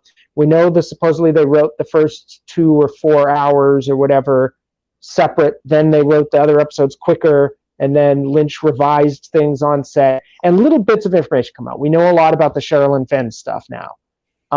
But compared to seasons 1 and 2, there's so much mystery to the process of how it came together that way, that's what I love the behind the scenes footage for, is like you get to be a fly on the wall, and you do get to glimpse these moments of like, well, it wasn't just like, here's your blank check, now it all exists in your head. He's still working, as I think Lynch always does, and it's one of the things that fascinates me. He's still working against certain conditions, and like these constraints are shaping the material in some way. Right. And that's fascinating, because some things that can seem sort of random when you watch season 3, you're like, well, I guess that's just Lynch.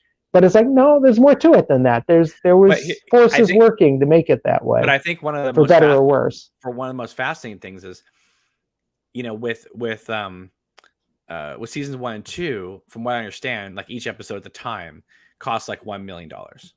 Okay, so you get a $1 million, and you have to break the episode down and shoot it for whatever $1 million. Mm-hmm.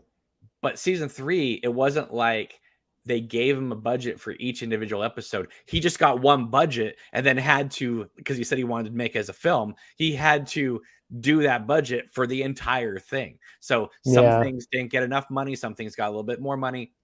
So if he had a budget of 18, like, you know, 1 million per episode, that's easier to schedule and budget than 18 hours or, or 16 and a half hours if you actually put it on the editing timeline. It's not 18 hours. It makes me think of it's difference of scale here, but it makes me think of those documentaries about Apollo 11, where they're talking about how they like built this thing and flew it to the moon with like no precedent or experience. And you realize as you watch it, you're like, this was like a science project with like elastic bands. It's not like you're in your head, you know, you're a little kid, you're like, the scientists wave their magic wand and this rocket. It's like, no, this was like scraps and pieces of things they had to pull from other places and build it and engineer it and figure it out like experimentally. It's like, it feels like that on a much, you know, easier to handle scale with like the Lynch stuff. It's like, I mean, with any movie really, but like with this in particular, season 3, where it's like you get this kind of tight budget, you're shooting an 18-hour movie, make it work, you know, make it work. And consider how low it must have been originally for him to walk off, you know? That's the thing. It's like when he first walked off, I remember thinking, well, you know, Frost could direct this because Frost, you know, and but after seeing season 3, it's like, no, this was actually tailor made to his style. I thought totally, you know, naively, I thought they were writing this like the old Twin Peaks, right? Yeah. Another director could come in and film it, like they could get Leslie Glatter or whatever to come in and do some of it. But when you watch season 3, you go, no, this was entirely stylized to Lynch's aesthetic. Like nobody else could have made season 3. Oh God, no. not even close. Like nobody. Like you would have to reconfigure that entire material to your aesthetic, because it would be like, it would be very bare bones too, I feel like, because so much of what's in The Return is how he fills those moments of like dead time and the characters' expressions and the long back and forth and back, like the stuff with Mitchums and Candy. It's like, if you take all that out, it's just like, hey, Candy, go get Anthony. All right, let's talk to this guy. Hey, Anthony, well, tell me what you know. Oh, Dougie Jones is your enemy. And he's, okay, all right. Dougie Jones. Like, so don't you get the vibe then? That's the bare bones, but it's not like the texture of it, you know? So don't you get the vibe then that it was scripted for 9 episodes, and then definitely. And then it was ballooned. I mean, he did add a lot of scenes too, but yeah, I think. No, but don't you think it was stretched out to 18? Because it's 9. It's almost like 10 or 11 episodes of material. Yeah, they wrote it and they did the page count, and they were like, okay, it's going to be this many episodes, and he was like, no, it's not. Yeah, because I remember when Sherilyn Fenn went to a convention up in Washington, and she said, I believe she's the one that said it's going to be 18 episodes. And apparently it was like a lucky guess. Like they were like, we actually didn't know how long it was going to be, but she correctly deduced that like it was going to be twice as long as the original thing. And I thought, well, I thought it was supposed to be 9. And I said, they came out with 9 more episodes of plot. Like that sounds so bizarre. But then when you watch it, you go, no, this thing was just stretched. Yeah. It's that classic Lynch versus Frost thing where it's like, I always feel like Frost's conception of a never-ending story is like beginning, middle, end, beginning, middle, end, beginning, middle, end, one after the other, like Hill Street Blues, you know, overlapping maybe, but you have fairly comprehensible units. Lynch's version is like beginning, middle, end. Like it's like stretch out that middle. Like beginning is here, end is here, but that anything can happen in that middle, and it just keeps going on and on and on and off into tangents, you know? Right. Because I almost think it's like they knew that they had to get Cooper out of the lodge. They knew there had to be a confrontation, but they knew that once that happens, it's over. So we gotta like, you know. But it's like when you go, that's to me is like a fascinating part, but also the part that kind of gets me like irritated when I go through that whole middle, because it does feel like very little happens in like a stretch of like 10 episodes. And yet a lot happens. And yet it feels like very little happens. So it's like when you're going through it, it's like, why are we still here? What are we doing? And then other times it's just like, it would be like 2 episodes of like, I don't know what is this? And then the next episode would be like 4 episodes of plot in like 1 episode and like bring you up to speed. You know? Yeah, the episodes are distinct from each other, which is interesting, even though they weren't designed to be. Like they're reassembled, and you can really tell when you look at the chronology, because it's like they had to have some sort of chronology in mind because characters change costumes and you have dates on things. So it's like there was a script supervisor with some sense of the order that things were supposed to happen. Things were totally rearranged. I mean, wildly within an episode, it's like, one scene, Lucy's got her hair this way and she's wearing this. Then the next scene, it's something different. It's like you have to reverse engineer. You have to like pick it apart and be like, well, okay, this must be when that was supposed to take place. And when you do that, you realize it's like they wrote it one way and then and Dwayne Dunham says this. It's like they had cards on the wall, like color coded, like we need this beat and this one and this. And they like turned something that was basically almost like a movie into a show where it wasn't just like chop here, chop there, chop there. They actually kind of designed TV episodes out of it, which is fascinating. Well, it's like Cooper in that one shot, right, plays catch with yeah, right. That's one of the most obvious examples. Yeah. But he's supposed to be out with the Mitchums. Yeah. Right. Right. And so but then you look at that episode, and John Thorne even confirmed it with me. That's the only moment that Kyle shows up in that whole episode, and they legally could not have his name on the episode if he wasn't in it. So in part 14, they got him up to like his chin in France for 2 seconds, and then they have his face with Mr. C merging in Andy's vision, and that's it. That's like the only Cooper moment in that. So yeah. Yeah. So and I guess Cheryl Lee is in all the credits because of the face in the beginning, because she's not in every episode. Yeah, exactly. Just the orb, basically. Exactly right. Interesting. Yeah. But they didn't do that on the original show when it was her portrait under the thing. It was like she was only credited in the episodes that she showed up for. But if you're budgeting for a film as opposed to a TV show, then they have to credit her. It's it's a weird thing, but at least she got paid for every episode. Oh wow. Know, if your name's on the credits, is that how they paid them though, per episode? Probably not, but I'm just saying, like she definitely gets better residuals. Yeah, right, yeah. Because God, I don't know how all of that's structured now, because it's like people, they don't syndicate stuff. Like they're not going to syndicate Twin Peaks Return. You're not going to turn on like UPN or something and be like, oh, it's an episode of Twin Peaks: The Return. Yeah, that's streaming has changed all of that. Yeah, that's not happening here. So let's throw this out. This was just announced at Comic-Con. This is actually going to be available in September online. You can order these. So they have Cooper here and Laura down here. We got a couple shots of her here. What are these, like figurines? Yeah, these are like figurines here. I saw most people are super excited about these. I've seen some people going, you have to be some sort of sick person to want. To get the corpse on your bookshelf or whatever. But you know what though? They already created the Pop Funko corpse. So that was the weirdest one to me, because that was like almost like a kid's toy. And it was like Bob and Laura wrapped in plastic. It's like that was a little weird, but I'm always kind of fascinated by when like something that's more dramatic, something that's not like a pure entertainment popcorn thing gets like merchandise. I find it like fascinating. Like I always have, like, it's just as a little kid, like I would watch like, some more serious movies as well, but I'm still a kid and I'm still thinking of the blockbusters I see with, it's like, oh, when did they come out with like, I don't know. I'm trying to think of something that's not like a wildly inappropriate example of that, but when do they come out with the action figures for this or that thing? I mean, to me, it's not, like these are not figures for kids. These are figures for collectors. The collector stuff, right? But that's all. The past few generations, that has very much blurred together, I think.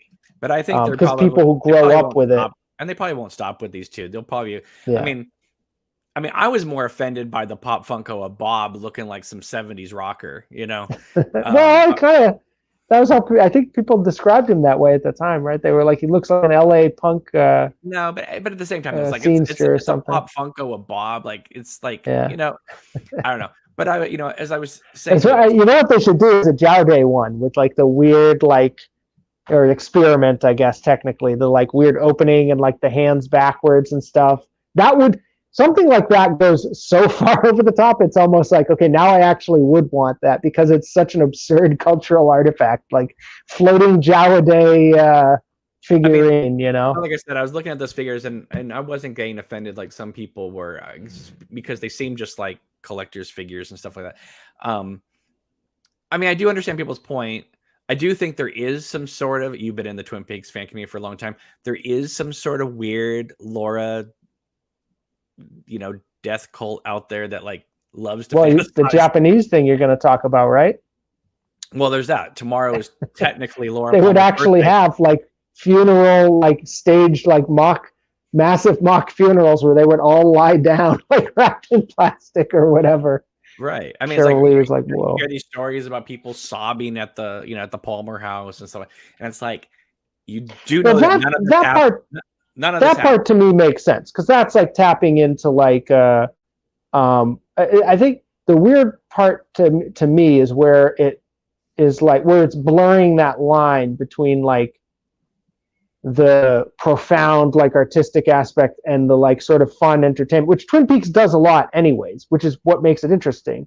And it's one of the interesting aspects of Lynch is how we can bring these worlds together. But it's like there's sort of like there's a certain point where it's like you kind of have to choose one or the other in that moment of how you're dealing with it. And sometimes that gets like thrown together where it's like this is like the profound story of this like victim Laura Palmer, and also we're going to do this sort of like cheesy fun fan thing about it. Like it always makes me think of that documentary in on the Twin Peaks Festival on the Gold Box where like the girl comes as like dead Maddie and she's got like the blood all over her face and it's just like that you might be pushing it a little bit there. That gets a little weird.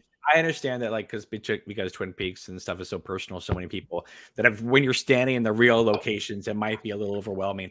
I understand that, but you also have to just kind of be aware that this was a TV show, that someone is living in the house right now. Like, why is someone crying in front of my door? Well, no, I'm sure. Well, she's had some interesting stories from what I've heard of like people. Like she's very receptive. I mean, you were there and shot there for your film, but like I remember her saying somewhere, I don't know if it was what context, but she's like, yeah, some people just like show up at my door like without an out and like no like pretext, no anything, and then they're just like they're like, I want to see your house or something. Well, they just like come up and they're like, I'm gonna come, or like somebody walked in, like literally walked in the door like it was a museum, or it's like looking around, and she's like, "You're in my house. Can you leave?" Apparently, she's not doing this anymore. Maybe she'll change her mind in the future.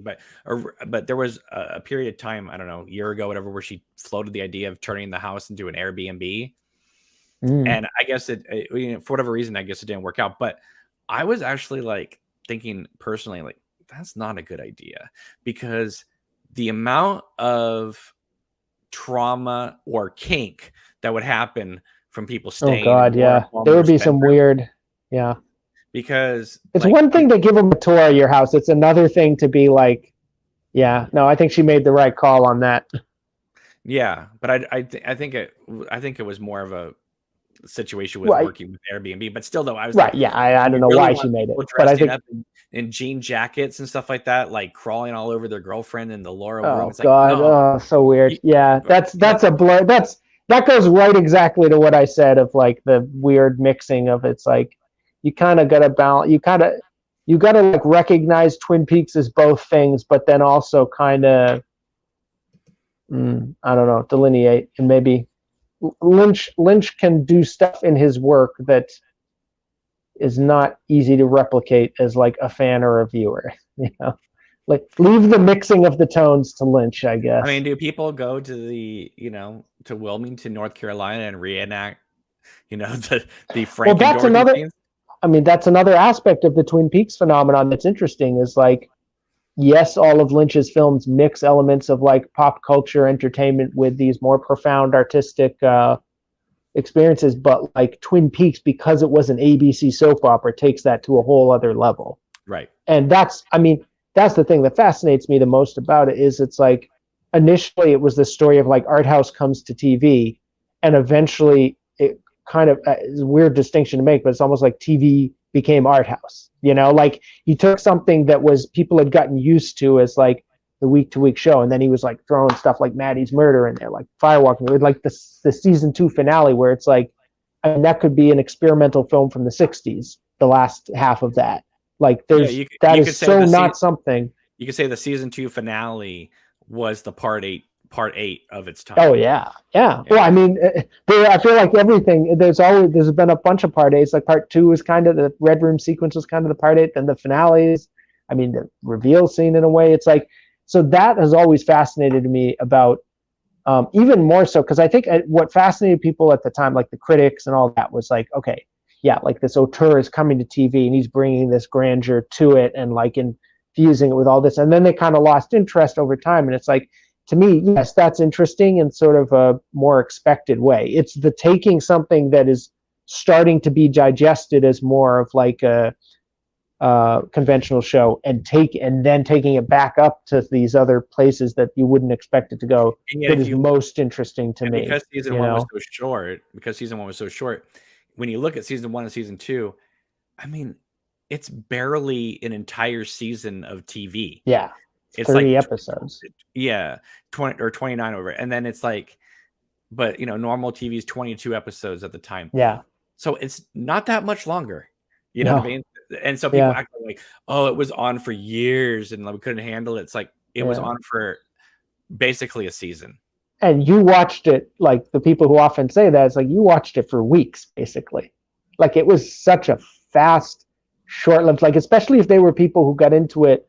If you got into it in the summer of '90, and then like with the reruns or whatever, and then you watch like the first few episodes of season 2, and maybe you made it to Laura's or Maddie's Murder, and you were like, nah, I don't think I'm done or whatever. Like, people talk about it like it was this thing that went on. And they also, like, you can find articles from 1992 where they're like, Twin Peaks was only like, that was only 2 years ago. It seems like a decade ago or something. Wow, that's like, so that was such a long ago cultural moment. Yeah, I remember. But that's the '90s too. Like the '90s turned everything into these shorter cycles. Well, I remember it was like 95, 96, somewhere around there. I remember Entertainment Weekly says something like, if you look at the current state of TV, you would never even know Twin Peaks was ever on the air. Yeah, and probably true then in a way. I mean, so you could point to X-Files and stuff like that. But when Kyle signed on to Twin Peaks, I don't know if you know this or not, but ABC signed him for 5 years. Yeah, can you imagine? We talked about this before. I think it's like what would season of Twin Peaks 5? Yeah, what would season 6 of Twin Peaks be? Because it's like I was just something was making me think about this the other day. I'm trying to remember what it was, but it was like this idea of like imagine you're like 6 seasons in to Twin Peaks and you're dealing with some sort of like 22 episodes a season. Like what are Pinkle's wacky adventures this week? It's like the show is 90. Episode 90 is so not built for that approach. It's just not in its DNA. I don't even think the 22 episode season was. So like, but the fact that they did it anyway, you get to see what maybe those additional seasons are like. But then you can't extrapolate or you can't extend that even further into the future, because even that was like, look at this crazy experiment of Twin Peaks being a quote unquote normal show for like 10 episodes. And even that experiment runs its course. It's like, there's just no way, like, I can't see any scenario where Twin Peaks gets even a third season in 1990 to 91. It's like, if it had, I think something crazy would have had to happen. Like, they would have had to sort of reinvent the wheel. It just can't, there was nothing, there was no gas left in the tank. They had to like get a new tank. They couldn't just like put new fuel in. It was like, you need to do something completely different. Like, if they had given them another 7-episode season for season 2, yeah, that's a different story. Then that would have been different. I like think a mini series approach, different mysteries each season or something, different investigations. If Steven Spielberg had directed the season 2 opener, maybe it would have lasted a little bit longer. In terms of like, I think the audience level interest might have lasted a bit longer. That's a fascinating what if, that whole concept, because I can kind of imagine what it would be. Yeah. Like he says something, he has a quote where he's like, I want it to be really weird and wacky or something like that. Like, it would not have been the episode 8 we know. It would have been like, well, it would have been paced. Right, but it would have been like fast paced. It would have been like it would have been like trying to think of like a touchstone, something I could compare it to. I don't know if there's any specific Spielberg stuff, but it would have had that sort of like that late 80s kind of like Amblin Entertainment, showy kind of vibe. I can't quite put my finger on what it would be, but I kind of know it in my head. Like, I can feel it. I just can't articulate it. But I would want him to go back to his ABC dual roots. Yeah, no, it would have been like Goonies. What's that one that came out in like 80, 89? I don't know. It would have been that like late 80s Amblin Entertainment vibe. That's the best way I can describe it. Like all the films he produced, you know. Like, I think it'd been hilarious if it had said executive producer Steven Spielberg. Yeah. But you know, it's funny. Bob Iger is the one who canceled Twin Peaks, and of course, he's the one that, you know, helped spearhead Marvel and Star Wars and all that kind of stuff. And he even says in his book, one of his greatest regrets was canceling Twin Peaks. Yeah, and his like description of it is so bizarre. First of all, there's like, as I recall, there's like almost no mention of Mark Frost at all. And like he says that like they talked about firing Lynch or something. I'm like, I don't think you had that power to fire Lynch because they owned the show. Like, you were airing it, but like Lynch Frost Productions I believe owned like the copyright on Twin Peaks, so you couldn't fire Lynch from his own show. Like, you could cancel it, and you did. So it's like he says stuff in that I read, and I'm like, I think you're almost like making up a new story, like 30 years later, pieced together from what scraps you remember from meetings where you're probably mostly focused on other stuff, you know?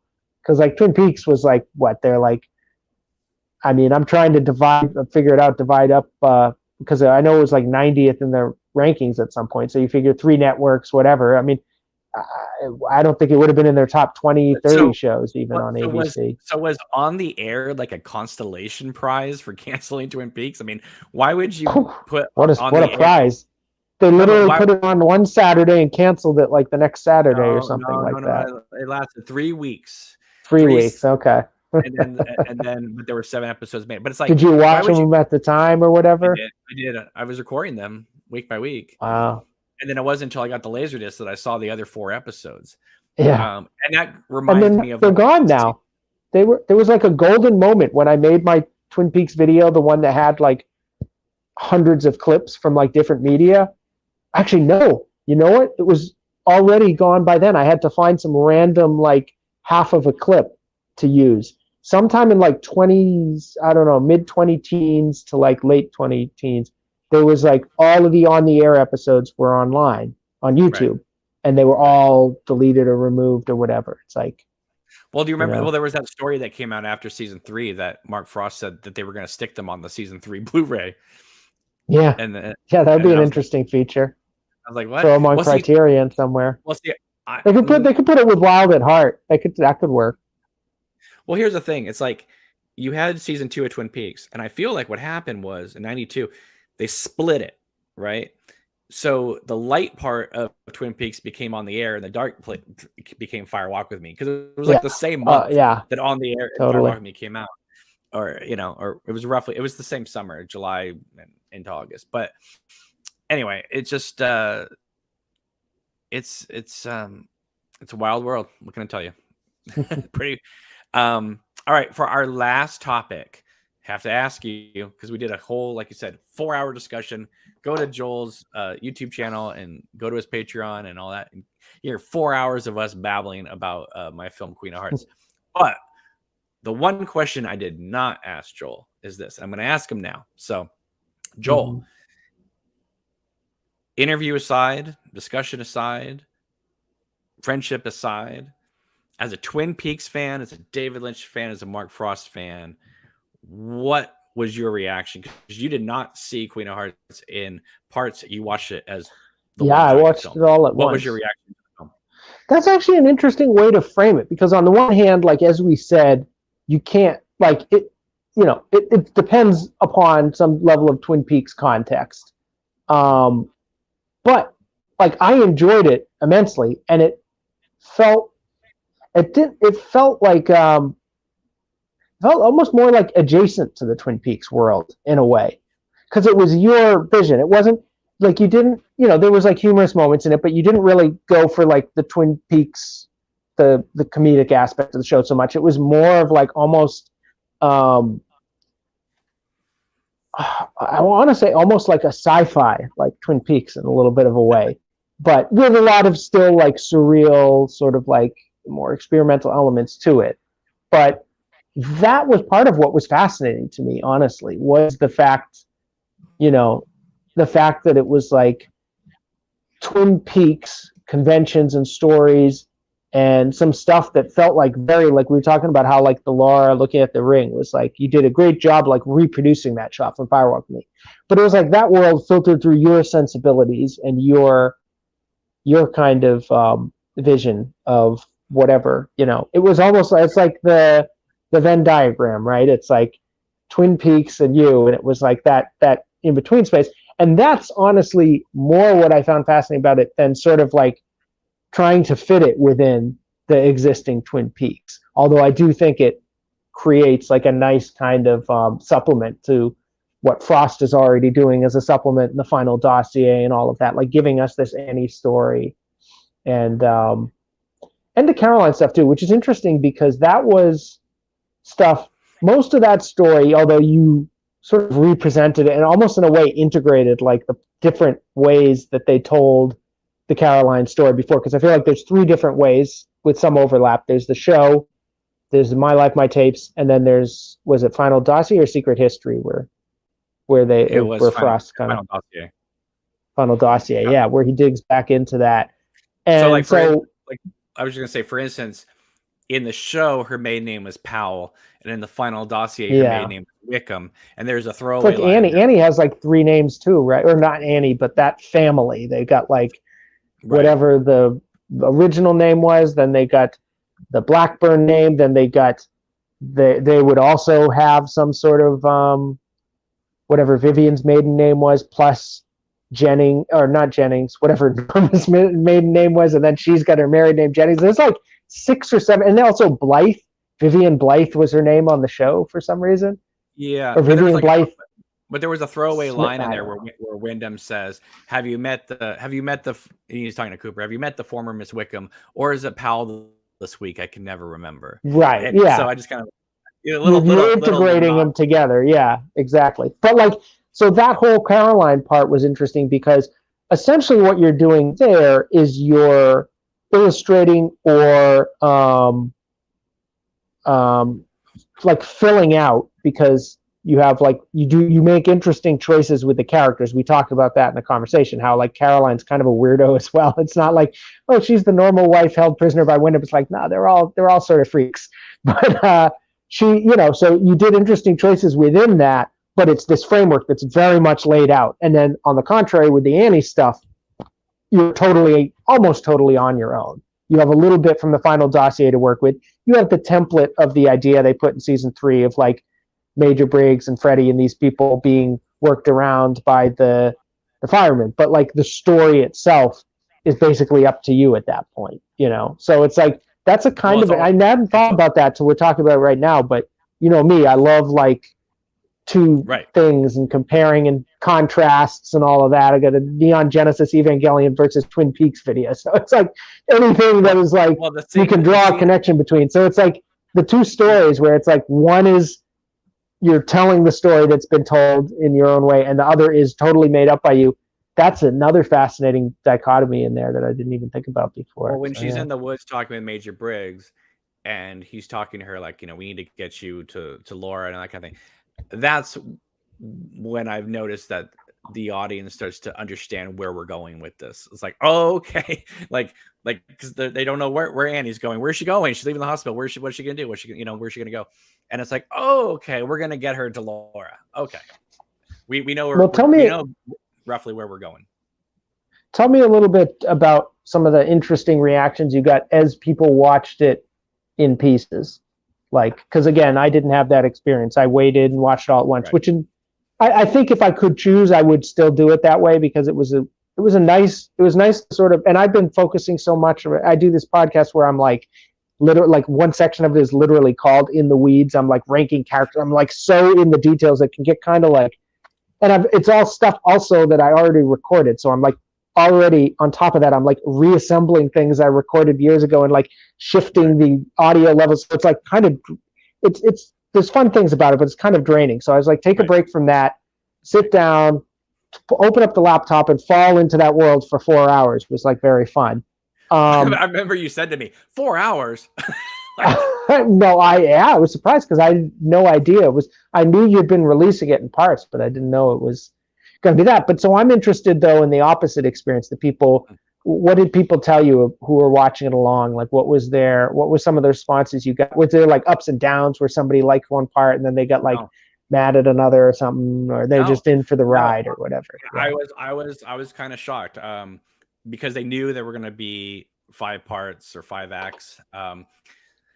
So the first reaction was, oh my God, this is, again, I'm not talking about, like, I'm just saying what people said to me and what the comments said. The first reaction was for part 1 was, oh my God, this is actually good. Like, I think a lot of people were shocked that this was something that they could watch. And something because it's very homemade too, you know, it's like you went out there with, you know, the fund, the resources you were able to crowdfund and like make this thing work. And it's like, so, which, I mean, to be honest, I kind of like that quality anyways. I've always been like, I love home movies, you know, and I love movies that are like movies, but also have like a feel to them of like a homemade thing. Like some of my favorite movies of all time are like these like French, or like there's like an Argentinian film from like 2008 where it's like almost like they took a camera and their friends and they went out in the woods and made a movie and just kept inventing things as they went. And it's like you're seeing it in some film festival or something, but it's still got that like, that almost like passion, like people, like in the most non-pejorative sense possible. It's a term that I like to self-apply, honestly, is like, it's got the passion of the amateur. You know what I mean? Like not in the negative sense of like, oh, you're not as like this, but like in the sense of like, you're not like working within a system to get a certain result. You're like just following like your own path freely. There's like a freedom to it, you know? So anyway, that's a tangent, but keep going. Sorry. There were 3 things about it that gave me the confidence to do it that way. One was, I mean, this is going back a while, but the Dogma 95 aesthetic, the fact that Lynch did Inland Empire on an SD camcorder, and also Lynch saying that in retrospect he wishes he could have filmed season 3 on an iPhone. I didn't know he said that. which I firmly believe. Right now, was this film actually shot on an iPhone? I know you shot some of it on an iPhone, right? My film? Yeah. It was entirely filmed on an iPhone. 100%. Okay. No. Interesting. I would say 95%, and then the Yeah. other was a GoPro. Okay. Because some of those running shots, so that I Yeah. wanted it steady. Right.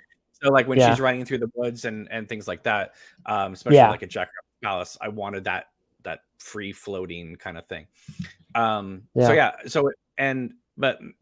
I remember Maddie and I talking about it. It's like we really like the idea of shooting it on 4K in sort of a digital feeling, because we thought this is when it's dealing with Cooper and Caroline or Annie's story, it's so personal, it's so emotional, that we wanted to really kind of put you as like you are there, rather than the one step removed Lynch aesthetic of, let's say, season 3.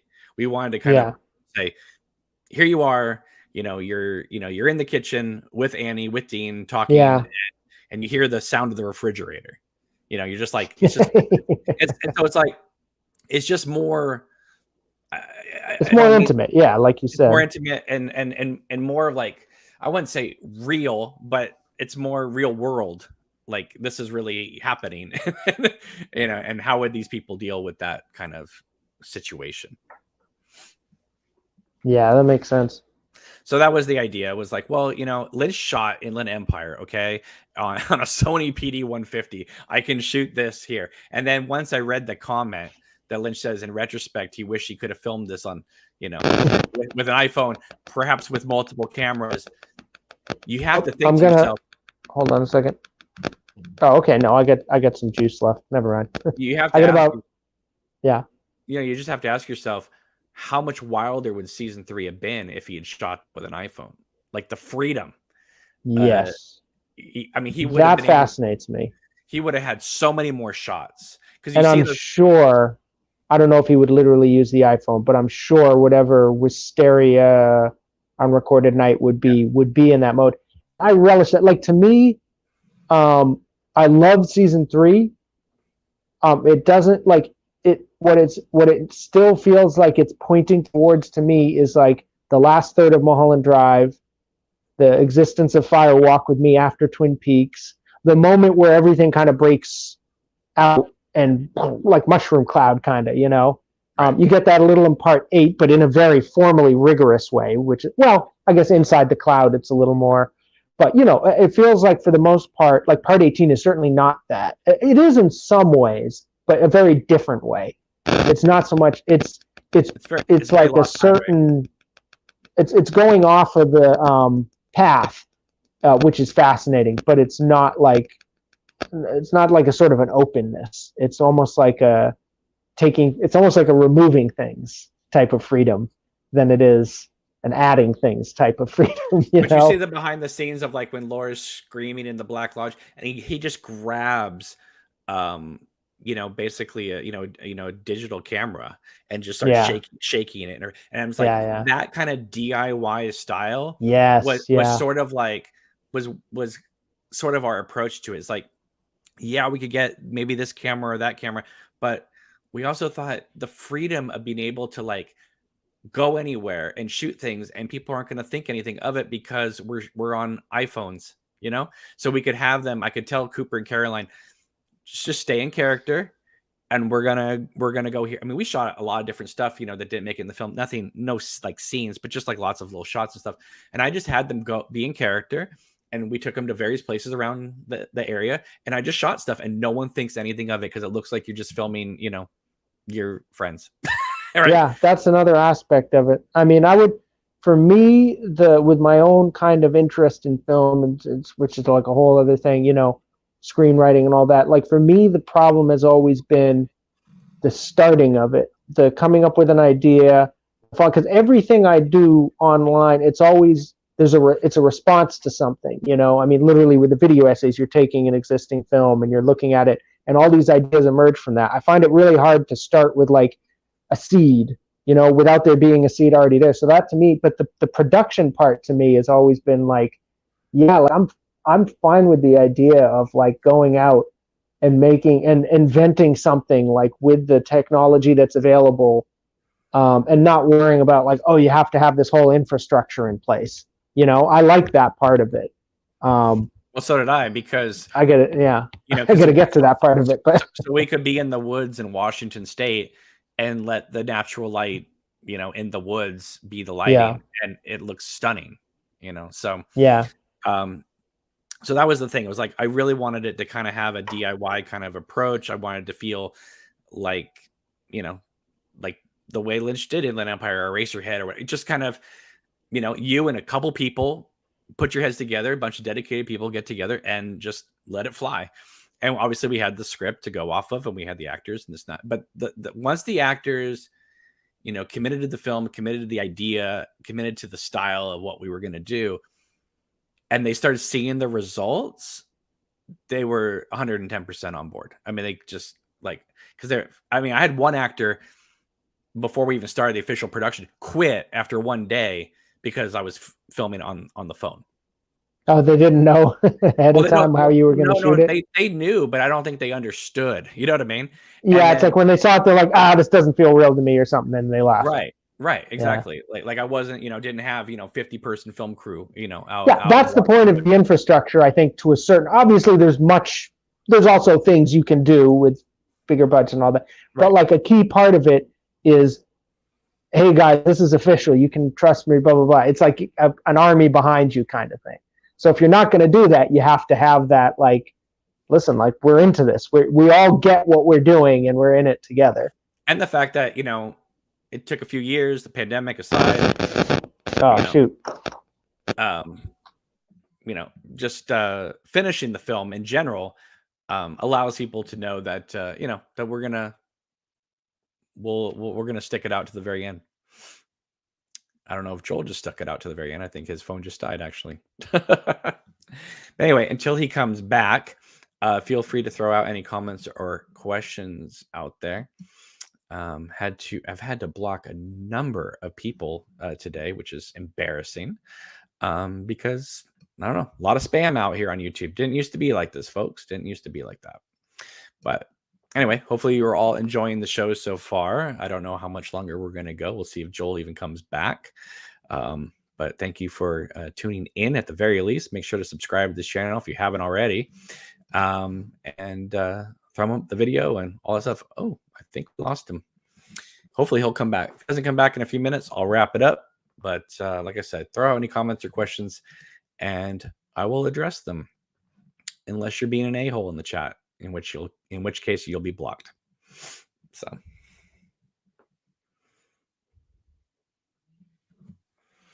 Got about 20 people watching right now.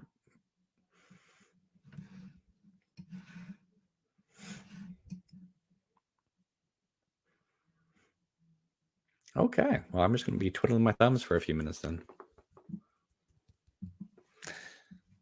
Are you guys going to be ordering The Lost Highway Criterion 4K? If so, what excites you about the release so far?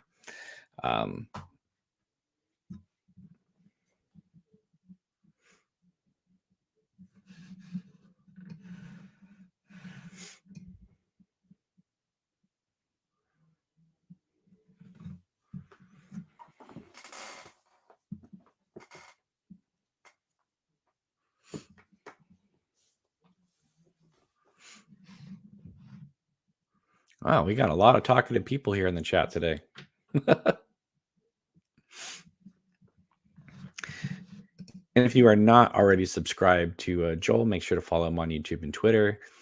Lost in the Movies. He also has a Twitter account, Journey Through Twin Peaks, I believe it's called. But Lost in the Movies is the primary account that you can talk with him on.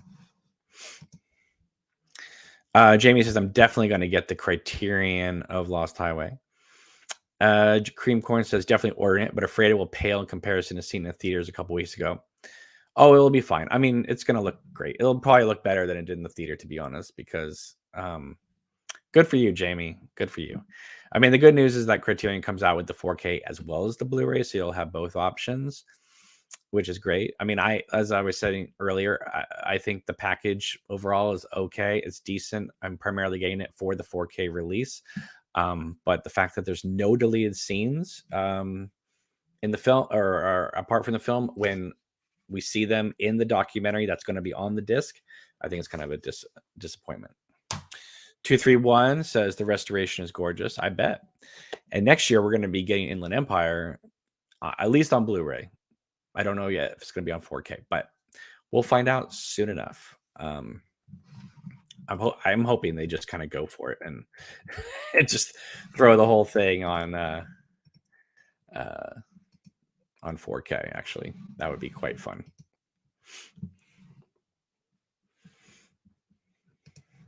And if you're not following Cream Corn here, make sure to follow him as well on Facebook, on Twitter, and on podcasts.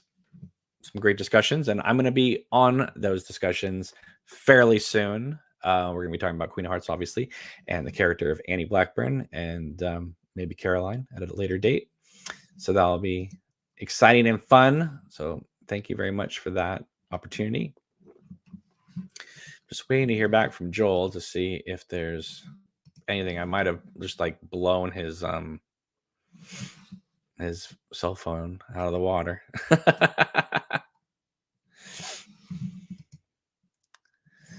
Of course, Cream Corn. Of course. And in case you guys tuned in late, there is the Wyndham's Cabin virtual experience happening this Sunday. It's a big like Twin Peaks online convention festival, if you will. I'm appearing about 1:30. And it's nice to see. It's nice to see that the trolls have never lost interest in this channel. And once again, goodbye. Adios. Sayonara. Yeah, we're not going to be dealing with trolls on this channel any longer. I used to delight and play with you like a cat and a mouse, but now we're just going to delete you and send you on your way. And look, Joel's back. He's back. Sorry. Okay. He's back. Can you hear me? Yeah. I've had to entertain some of these people in the chat. Some really nice people in the chat, and some major a-holes. What a surprise, YouTube. Okay, can you hear me? Yes, absolutely. Yes, I can hear you. I can't hear you at all. You can't hear me at all? This is very Twin Peaks, by the way.